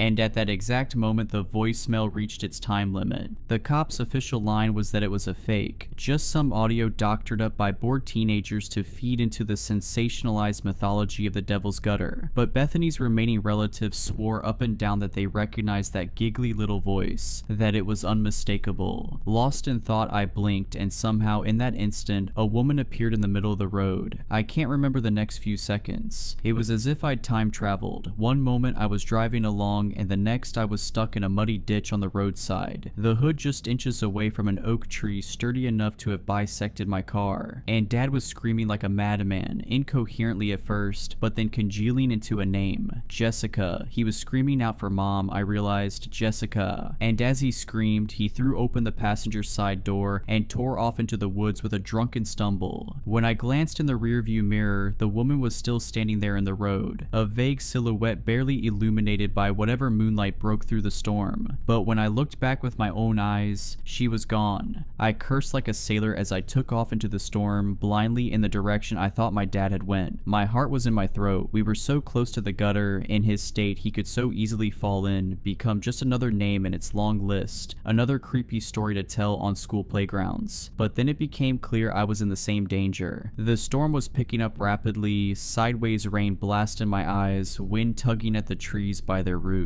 Yet somehow, stupidly, what terrified me most was the prospect that, while stumbling through those darkened woods, I might hear a little girl's voice off in the distance shouting, "Daddy." Suddenly, I froze in place. I realized I could hear the bubbling and crashing of the gutter's current, even over the storm. It must be so close. I tried to look for it, but the rain seared my eyes whenever I was not covering them with an arm. I was too terrified to take a step in any direction, but the storm took action for me, by sweeping away the mud beneath my feet. Anna's fate flashed in my mind, the muddy bank giving way. My death wasn't even going to be original. I thrashed and floundered, feeling the earth seem to envelop me from below, like a massive creature pulling me into its gullet. Through sheer luck, my random grabs caught purchase. A thick, sturdy tree root was all that saved me from the waters below, and I clung to it with every scrap of strength I had, even as the rain left it soaked and slippery. I managed to hold on for a while, with no way back up but unwilling to let go of my only lifeline. And then I felt a cold hand wrap around my ankle. My body tensed with such horror that I lost my grip in an instant, and those cruel waters had me. They seemed to toy with me for a while, spinning me about under the surface as I curled up into the fetal position. The shock of the frigid cold caused me to suck down a breath instinctively, filling my lungs with water. As I scratched at my chest, my eyes opened for just a split second. On either side of me were those thick limestone walls, pockmarked with the black abysses that were caves, and that limestone led down below, far below, disappearing into that infinite, inky blackness beneath me. The experts' guesses must have been wrong. The gutter couldn't just be a few hundred feet deep, it had to be a mile at the very least. Just looking down into that darkness, I felt the same sense of vertigo as I'd felt looking down from the roof of the Empire State Building. That, and an overwhelming sense of things looking up at me, staring back. It reminded me of joining the theater group as a kid, standing on a stage for the first time and realizing that there were over 100 pairs of eyes on me. watching me, expecting a performance. Except this time, I knew they were here to watch me die, watch me become one of them, sink down far below the surface and join them in all that darkness, never to see sunlight again except vaguely through the surface of the water miles above my new home. But even that didn't terrify me quite as much as the prospect of landing in one of those caves, even as the undercurrent bashed me savagely against rocks, and my lungs cried for air. My only focus was avoiding them. I swear I could see bloated arms and grasping hands reaching out from the dark of each cave, grasping for me as I passed by, as if each occupant was lonely, desperate for a companion in their eternal resting places. Suddenly, the current bashed my head against a rock, and from then everything was abstract and fuzzy. I could only muster a single coherent thought: please, not here. It went. Don't let me die here. Somehow I knew that if I died beneath these waters, my soul would never break the surface. As if to answer my prayer, a pair of arms settled around me. Not the cold, grasping claws reaching from the caves, but something warm and comfortable, embracing me, cradling me close in a way that told me everything would be okay. Again, the next few seconds were a blur. I have no explanation for how I ended up back on the shore, shivering from the freezing waters and hacking, retching, emptying the water from my lungs upon the mud. All I know is when I looked up, a bolt of lightning briefly illuminated the stone memorial looming above me, upon which read, "In love and memory of Jessica Whitaker." I know everything about the mythology of the Devil's Gutter because I was part of it. My family is one of the ones the school kids whisper about, the ones they make up wild stories and creepy theories about. Terminal cancer, they'd say around campfires, that was so horribly painful that not even the morphine could do anything for her. She'd been a painter, you know, always drawing portraits of the gutter. She was the only person who thought it was beautiful, not evil. So the legend goes she begged her husband, "Please take me to the river. Let me become part of it. I don't want to hurt anymore." They say that they did it on their anniversary, New Year's Day. I heard a long choking rasp. For a moment I was almost relieved. I thought it was another of my father's drunken groans. Then I realized it was coming from the river itself. I turned and beheld a dozen hands reaching out over the side of the banks, unnameable things pulling themselves up from the waters. I only caught vague glimpses of the crawling, groaning creatures, briefly illuminated by the lightning. Their skins were bleached white and transparent, looking like road maps made of veins and arteries stretched taut over gray muscles and jagged ribs and putrid organs. Many were missing legs, arms, even heads. Others were more ancient still, mummified strands of flesh seemingly loosely stitched to the crumbling remains of a skeletal structure. All seemed to be looking right at me, even though none of them had any eyes to speak of, only empty black sockets. They were crawling forwards with horrid determination. Once the gutter had taken you into its waters, laid its claim to you, it never wanted to let you go. They were only coming to retrieve what they were owed. I tried to crawl away through the mud, but it felt like crawling in a bad dream. It felt like the very planet was turning sideways, gravity itself guiding me back towards the river. Then a figure burst through the woods, large and heavy set. My father. He stumbled into the middle of the crowd of the dead, waving his arms, trying to seize their attention. Take me, not them, take me. He was screaming like a man possessed, but they didn't seem to even notice him. They were dead set on me, blind to the rest of the world. Then he turned to the lake, and my eyes followed his gaze to the woman from the road. Now her silhouette was standing in the middle of the river, seeming to hover a few inches above the water, her dress billowing in the wind. "Jessica, take me, tell them to take me." He let out a primal, raw scream, one that must have torn his throat to shreds. "I don't want to hurt anymore." She calmly beckoned him with a finger, and in that moment he knew what he had to do. He didn't even hesitate. He went sliding down the bank, and for a moment he seemed to stand upon those bubbling, surging waters just like she did. His arms were stretched wide as he stumbled forward, as if ready to embrace her. And then I blinked and they were gone. So too disappeared that legion of the dead. It seemed like they'd accepted the trade, one soul for another. The gutter always took its due. It would have been easy to tell everyone that my dad had just stumbled stupidly into the gutters during another of his drunken stupors, but I wanted people to remember his sacrifice. I weaved some tale of me falling in, and him jumping in after me and hoisting me out, even at the cost of his own life. It didn't make a lot of sense, I must admit, and some people even suspected me for a while, but eventually everybody just accepted the idea of him being a hero in his last moments, getting some redemption in the last. People like when stories get wrapped up in neat little bows. Sometimes I still dream about the two of them, floating in the center of some underwater cave chamber, yet somehow illuminated by moonlight, and by the walls of the chamber all lined with glowing pinprick white eyes like stars stars in the sky. Dead but not dead, the current still flowing about them, animating them like marionettes, spinning them around each other, my mother in my father's arms like a waltz, the way they were on their wedding day, dancing, dancing on and on forever before their audience of the dead.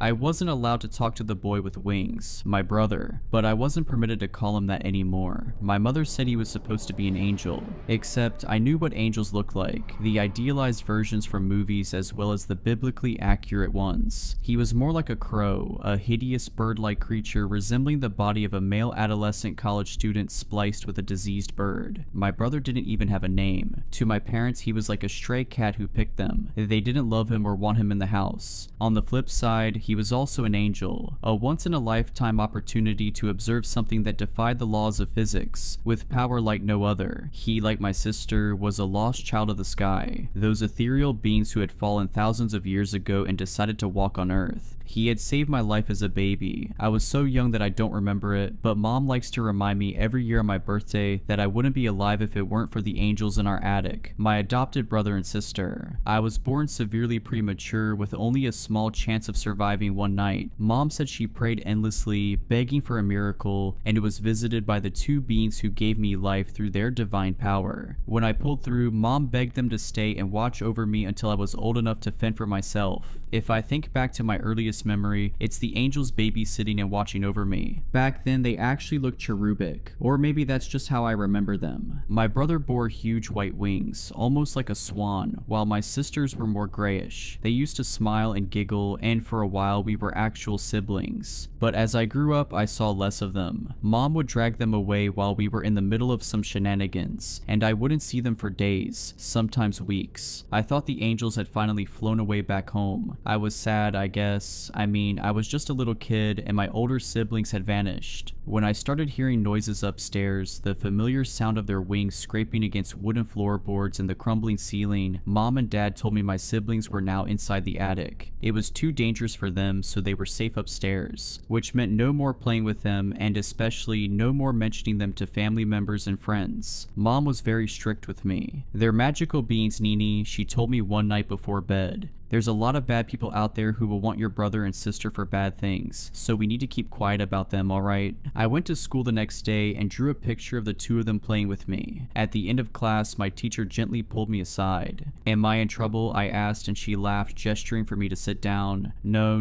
you're not in trouble. I just want to talk about the art you made during class. I shuffled on my chair, well aware of my promise to Mom. I wasn't allowed to talk about the angels in the attic. This is a very pretty drawing, Nini. My teacher said, holding it up. Are they angels? I nodded excitedly. They're my brother and sister. Her eyes darkened. She shuffled back on her chair. Oh, I'm so sorry. I didn't mean... No, my siblings are alive, I said. They're angels and they live in the attic. I remember her smile was a little too big. She leaned forward, plucking my drawing from my hands. Do they have names? No, I told her matter-of-factly. They're not allowed names. Her smile faltered slightly. What do you mean they're not allowed names, sweetie? Mrs. J was my favorite teacher usually, but I could already sense her growing unease. I pretended not to see her digging her nails into my drawing. I told her exactly what Mom told me. Because they're angels, I said, giggling. They don't need human names. Mrs. J nodded, handing me back my drawing. Sweetie, I know I'm not supposed to ask this. I'll probably get in trouble, so can we keep this between you and me? I nodded, my stomach twisting into knots. Maybe I had said the wrong thing. Okay. When my teacher leaned closer, her expression darkened significantly. Let me back up a couple months. Mrs. J had been absent for a while. She used to be smiley and colorful, always excited to teach us. But she came back weeks later, distant and somehow hollow. Her smiles were forced, and even then, sitting in front of me wearing a giant grin, I could tell my teacher was distraught. I felt guilty that my siblings were angels and could probably heal her pain. Mom's rules would never allow that. Nini, would you be able to tell me what these angels look like? I shrugged. Well, they have wings. No, Nini. Mrs. J stabbed at the drawing, running her index across my sister's stick person face. I had drawn her thick red hair in a fuzzy, crayoned blur blur, and my brother's curls in a brown cloud. I never saw their halos, but I'd drawn them above their heads anyway, along with large feather-like wings. What do these angels look like? I was going to reply, but then Mom poked her head inside. Nini, it's time to go home, honey. She smiled at my teacher, who, to my surprise, stuffed the drawing in her pocket. Mom definitely saw her attempt to hide my picture. I saw her demeanor stiffen slightly, her arms already defensively crossing over her chest. Mrs. J, is there a problem? My teacher jumped to her feet, faking her smile once again. I was just talking to Nini about her homework. Mom nodded slowly, maintaining her expression. I'm sorry about your children. She cleared her throat. They were so young. They're my babies, my teacher's voice splintered. I'm sure you understand a mother's grief. Please excuse me. I'm here if you want to talk, Mom said. We all know Adam liked to dabble with recreational drugs. Mrs. J's smile faltered, and I saw the switch from my teacher to a parent. I don't need your pity, she spat. If I'm honest with you, if I hear one more person telling me everything is going to be okay, I am going to lose my mind. Thank you, but I don't want your sorry. I don't want your condolences. Her voice broke, and I immediately wanted to give her a hug. I watched my teacher open up my laptop, ostensibly ignoring my mother. If you're going to stand there and waste my time, I suggest you leave. Mrs. J caught my eye, her lips curling into a scowl. Mrs. J pulled out my drawing, slapping it on the desk. Your daughter has an interesting imagination. Mom's eyes widened as she took the drawing. She wrapped her hand around my wrist and gently pulled me from the room. When we were in the car on the way home, I asked why my teacher was so upset. Mom didn't reply for a long time, leaving me drowning in uncomfortable silence. I knew she had the drawing. I knew I was in trouble. I expected her to lecture me, but instead she bought me chocolate ice cream from a drive-thru. While I was eating it, she cleared her throat. Mrs. J lost her children, Mom said, her fingers tightening around the wheel. She wants, no, craves a miracle, and you gave her hope with your drawing. Mom pulled it from her pocket and, to my horror, tore it up and threw it out of the window. I watched it land in a puddle. My brother's crayon smile disappeared under the murky water. Nini, did you tell Mrs. J about your brother and sister? I didn't answer, ice cream creeping back up my throat. Nini, Mom said again. I shook my head. No, I lied, and when she gave me the look, I caved. I just said there are angels living in the attic. Mom nodded slowly. Did you say they were real angels? No.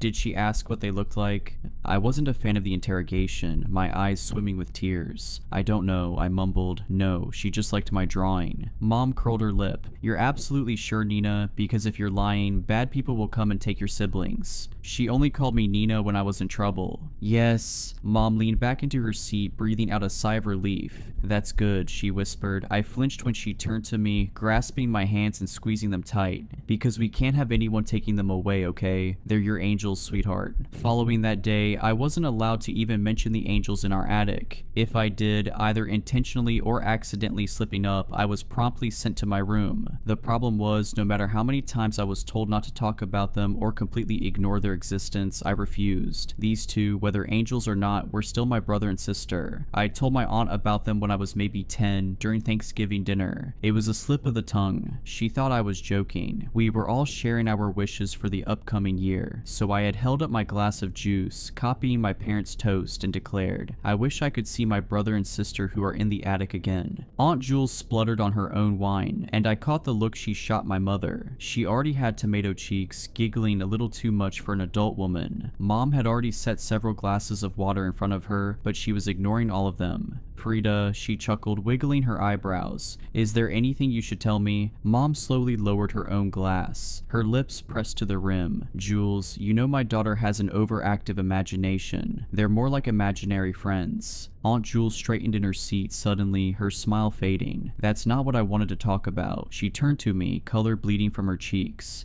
Nini, why don't you go upstairs to your room? I need to talk to your mother. No, it's okay. I'm almost an adult too. I smiled at my aunt. Nina, you are 8 years old. Dad grumbled, inhaling piles of mashed potato. I didn't move, staying stubbornly still. I figured if I stayed as still as possible, the adults might not notice it was past my bedtime. Nina, Mom's tone was a warning. Go upstairs. I reluctantly dragged myself upstairs. When I tried to listen in on the conversation, hiding on the stairs, Dad picked me up and carried me all the way up to my room and tucked me into bed. I thought I could stay awake and strain my ears to listen to the conversation, but I fell asleep. I was woken driven by something wet trickling down my face. Opening my eyes, I found myself staring at a single puddle of red pooling from my ceiling. I sat up, swiping my fingers down my face. Blood. When a lone feather hit my cheek, I jumped out of bed, my heart hammering. Instead of calling for my parents, I grabbed my pink chair from my dressing table and positioned it below the red stain. I hopped onto it, standing on my tiptoes and dragging my fingers across scarlet. I risked knocking 3 times. To my surprise, there was a response. 2 single knocks. "Are you okay?" I asked, pressing my face to the ceiling so they could hear my voice. Another single knock, something ice cold slithered down my spine. I tried again. "Are you hurt?" Yes, his voice was a soft sob. I jumped, almost toppling off of the chair, hearing my brother's strained voice. When I really listened, pushing all of the sound out of my head, the light hum of my bedroom light, and my parents downstairs arguing with my aunt, his cries splintered through the silence. I jumped off the chair and almost immediately heard the sound of his movements, his wings scraping the floor. Nini. I imagined him pressing his face against the floor. "What are you doing?" I got all the way to the door, my fingers wrapped around the ornate handle. "I'm telling Mom you're hurt," I said. "You need help." "Wait, don't." The urgency in his tone stopped me dead in my tracks. It's just a broken wing," he whispered. "I'm okay. It will heal." I didn't know what to do, so I stayed with him, balanced on my chair, for hours. I told him stories from my favorite books, and he seemed to like them. He even knew the characters' names before I said them. When I was getting sleepy, I dragged a blanket from my bed and slumped into the chair. "What's your name?" "I don't know," he said after an uncomfortable pause. "Mom said angels don't have names," I said. "No, correct." "Okay, so can I name you?" I heard the sound of him rolling onto his side. "Sure." "Simba," I declared, glancing at my stuffed lion perched on my pillows. He chuckled, and I realized I had never heard an angel laugh before. It sounded just like mine. "That's not a proper name."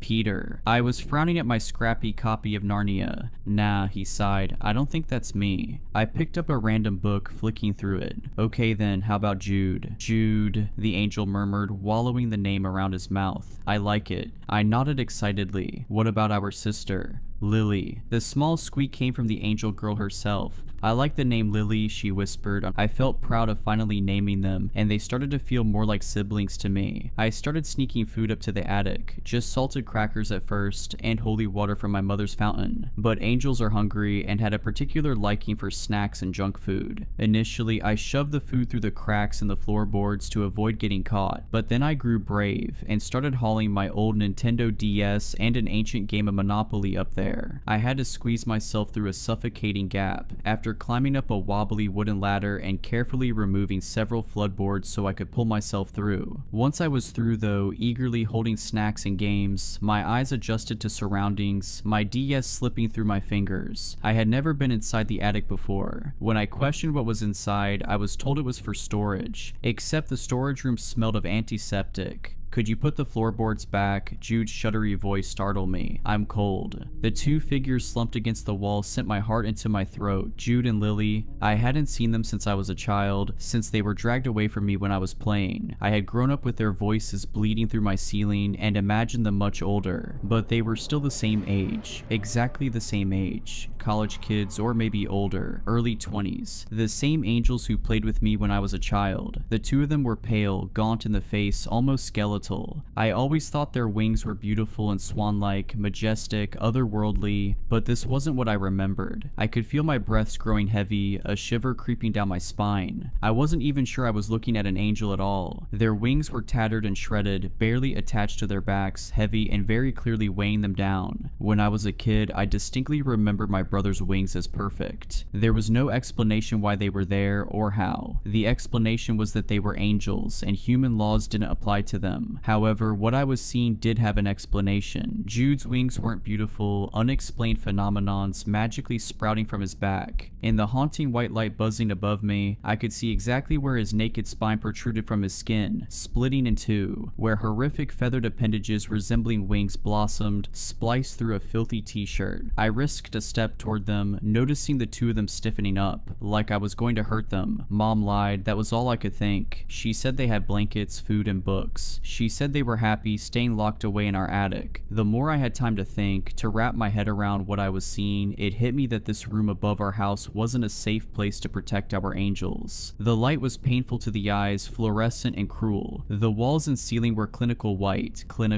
but it was the angels themselves that didn't make sense. Against the backdrop of what felt and looked almost like an operating theater, my siblings looked out of place, bound in cruel chains biting their ankles and wrists, binding them to the walls themselves, to the very foundations keeping the house together. I took another step forward. Something was sticking from my sister's arm, a long plastic tube feeding into her. Closer. I glimpsed rivulets of red beating down Jude's back. Another longer tube, this time filled with clear liquid, sticking directly from the incision carved where his spine split in two. I pretended not to see the metal clamp forced inside bloody slithers of flesh, his wings shuddering, individual feathers trying to contract, trying to spread wide and folded into grotesque flaps. Lily sat awkwardly, her back to the wall, strawberry blonde hair hanging in flickering eyes. I glimpsed one single plastic tube stuck into her arm. She seemed to be in better condition, her wings easily unfurling when she shuffled back, her lips parting. Mom and Dad weren't protecting the angels from the outside, they were experimenting on them. "It's okay," Jude murmured, lightly nudging the girl. "It's just Nini." Lily's weary eyes found mine, half-lidded eyes struggling to stay awake. Slowly, I knelt in front of them, my eyes stinging. I pushed filthy brown hair from my brother's sleepy eyes. Before I could speak though, he weakly gestured to the DS I dropped on the floor. His voice was a slurred mumble, and my gaze shot to the tube cruelly sticking from his spine. "Does that have Mario?" His question took me off guard. I shuffled back, grabbed the DS, swiping dust from the screen. I slid the power on and his eyes lit up. No, I held it up so he could see the screen. "But I do have Nintendogs."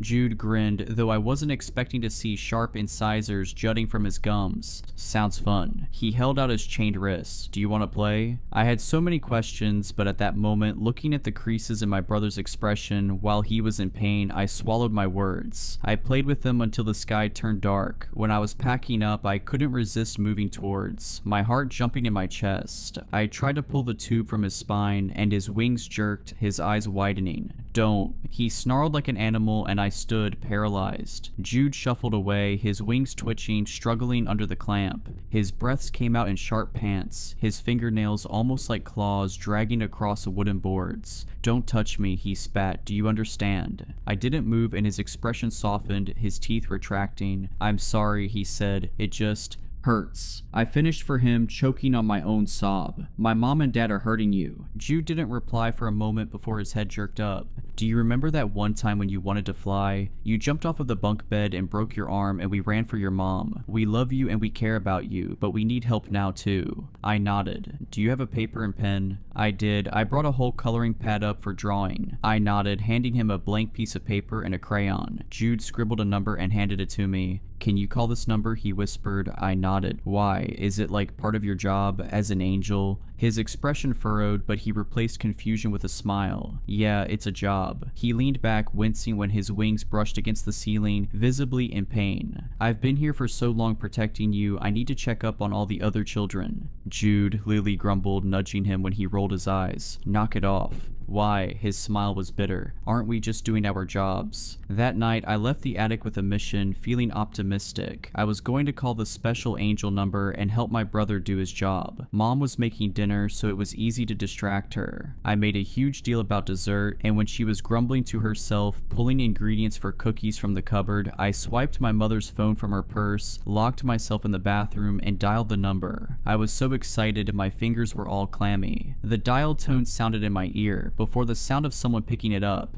"Hello?" Before I could speak, Mom was unlocking the door, pulling her phone from my grasp. "Nini, what are you doing?" she demanded, apologizing to the recipient. "Yes, hello, I'm so sorry my daughter accidentally called you." She shot me the dagger eyes before walking away, her phone to her ear. "No, I have no idea how she got your number. Have a great night." Mom didn't get mad. Instead, she made me cookies. I was nibbling on a chocolate one when she leaned against the counter, arms folded. "Nini, I'm going to ask you a question, and you're going to tell the truth." I was doing a job, I said, dipping my cookies in fondant. Her eyebrows furrowed. You were doing a job? I nodded. One of the angels gave me an angel number so I could do his job for him. Mom's lip curled. Okay then, can I have the angel number? When I hesitated, she sighed. Nini, I'm sure he would rather an adult was doing his job for him. She held out her hand. Sweetie, I don't want to ask you again. I handed it over, words suddenly choking from my mouth. Why are you hurting them? Mom looked taken aback, her eyes widening. Nini, why on earth would you think we are hurting them? I saw them, I said, my voice breaking. You're doing bad things to their wings.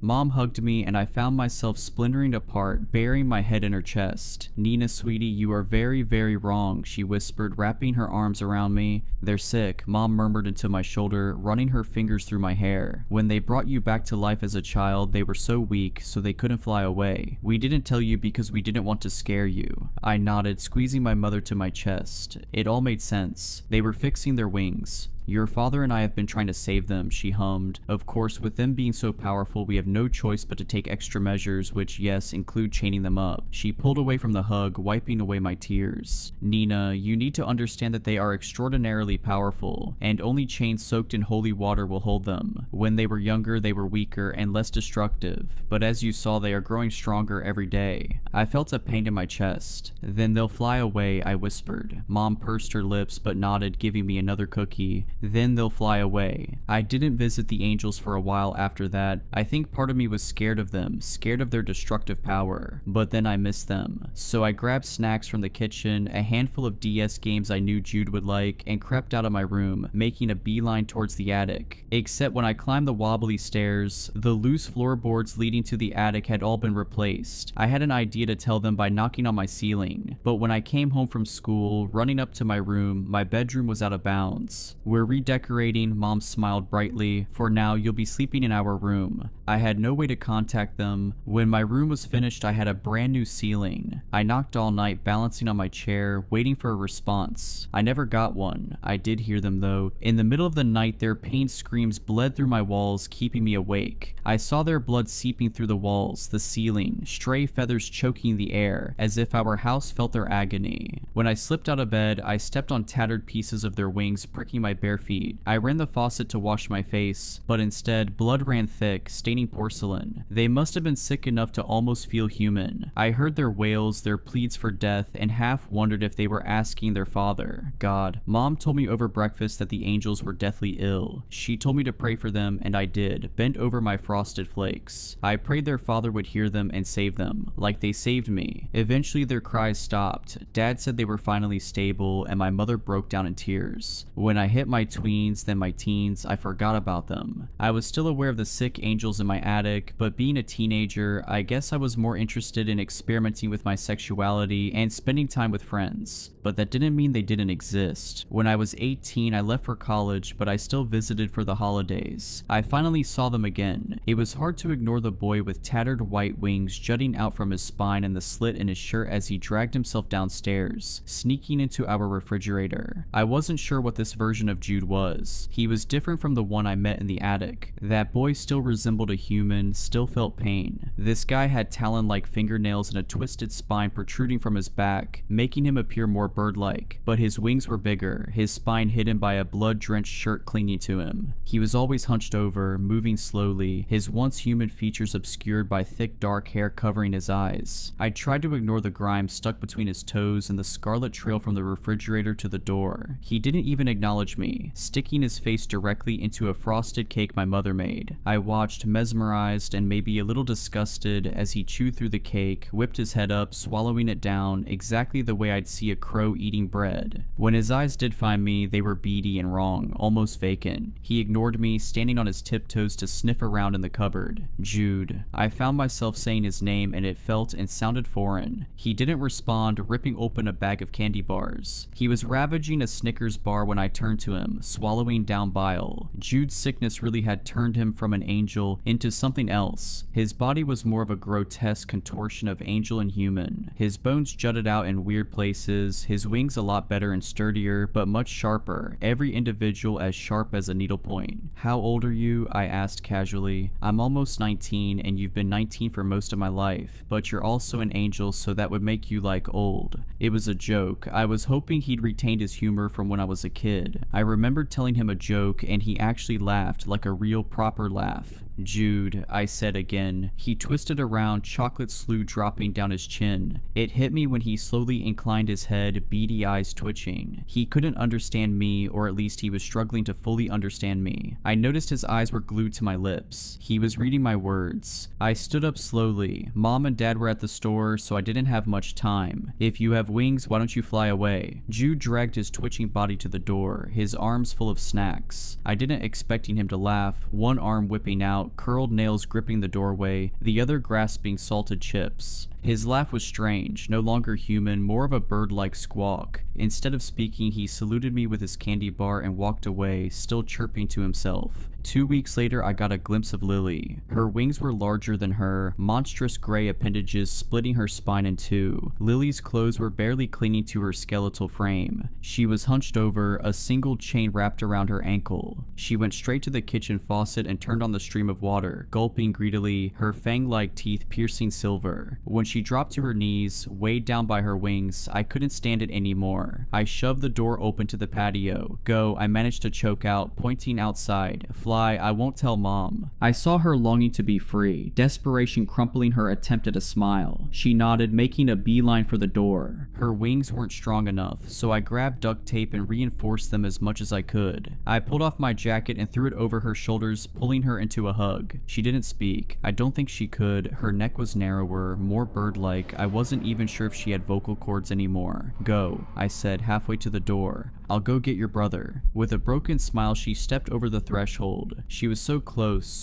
to cold air on her skin, sunlight reflecting in wide, hopeful eyes filled with tears. I watched her spread her wings, flying up. There was a knock on the front door, and I panicked, shutting the door. Go, I hissed, and hello? Footsteps. They weren't my mother. Frida. The kitchen door flew open, an all too familiar face, followed by a pained shriek. Serena. It took me half a second to realize my old elementary school teacher was standing in the doorway, her frenzied eyes glued to Lily. I watched her take slow steps forward, stumbling, her hands covering her mouth. Serena, she sobbed, oh God, my baby. Her lips started to curl, and I felt her scream rooted inside my skull. Her gaze locked onto the girl's wings. What did they do to you? What did they do? Bang. In the time it took for the angel to drop to the ground and her mother following suit, reality slammed into me in an icy wave. Lily hit the patio, scarlet spreading around her. She wasn't an angel. Nina. Mom was in the doorway, a shotgun in her hands. Next to her, Jude stood, his eyes wild, his mouth gagged by my mother's hand. Mom, Jude muffled. His gaze found my teacher crumpled on the floor, his expression contorting, growing feral. He lunged forward, his bird-like cry becoming more human, resembling a child's scream.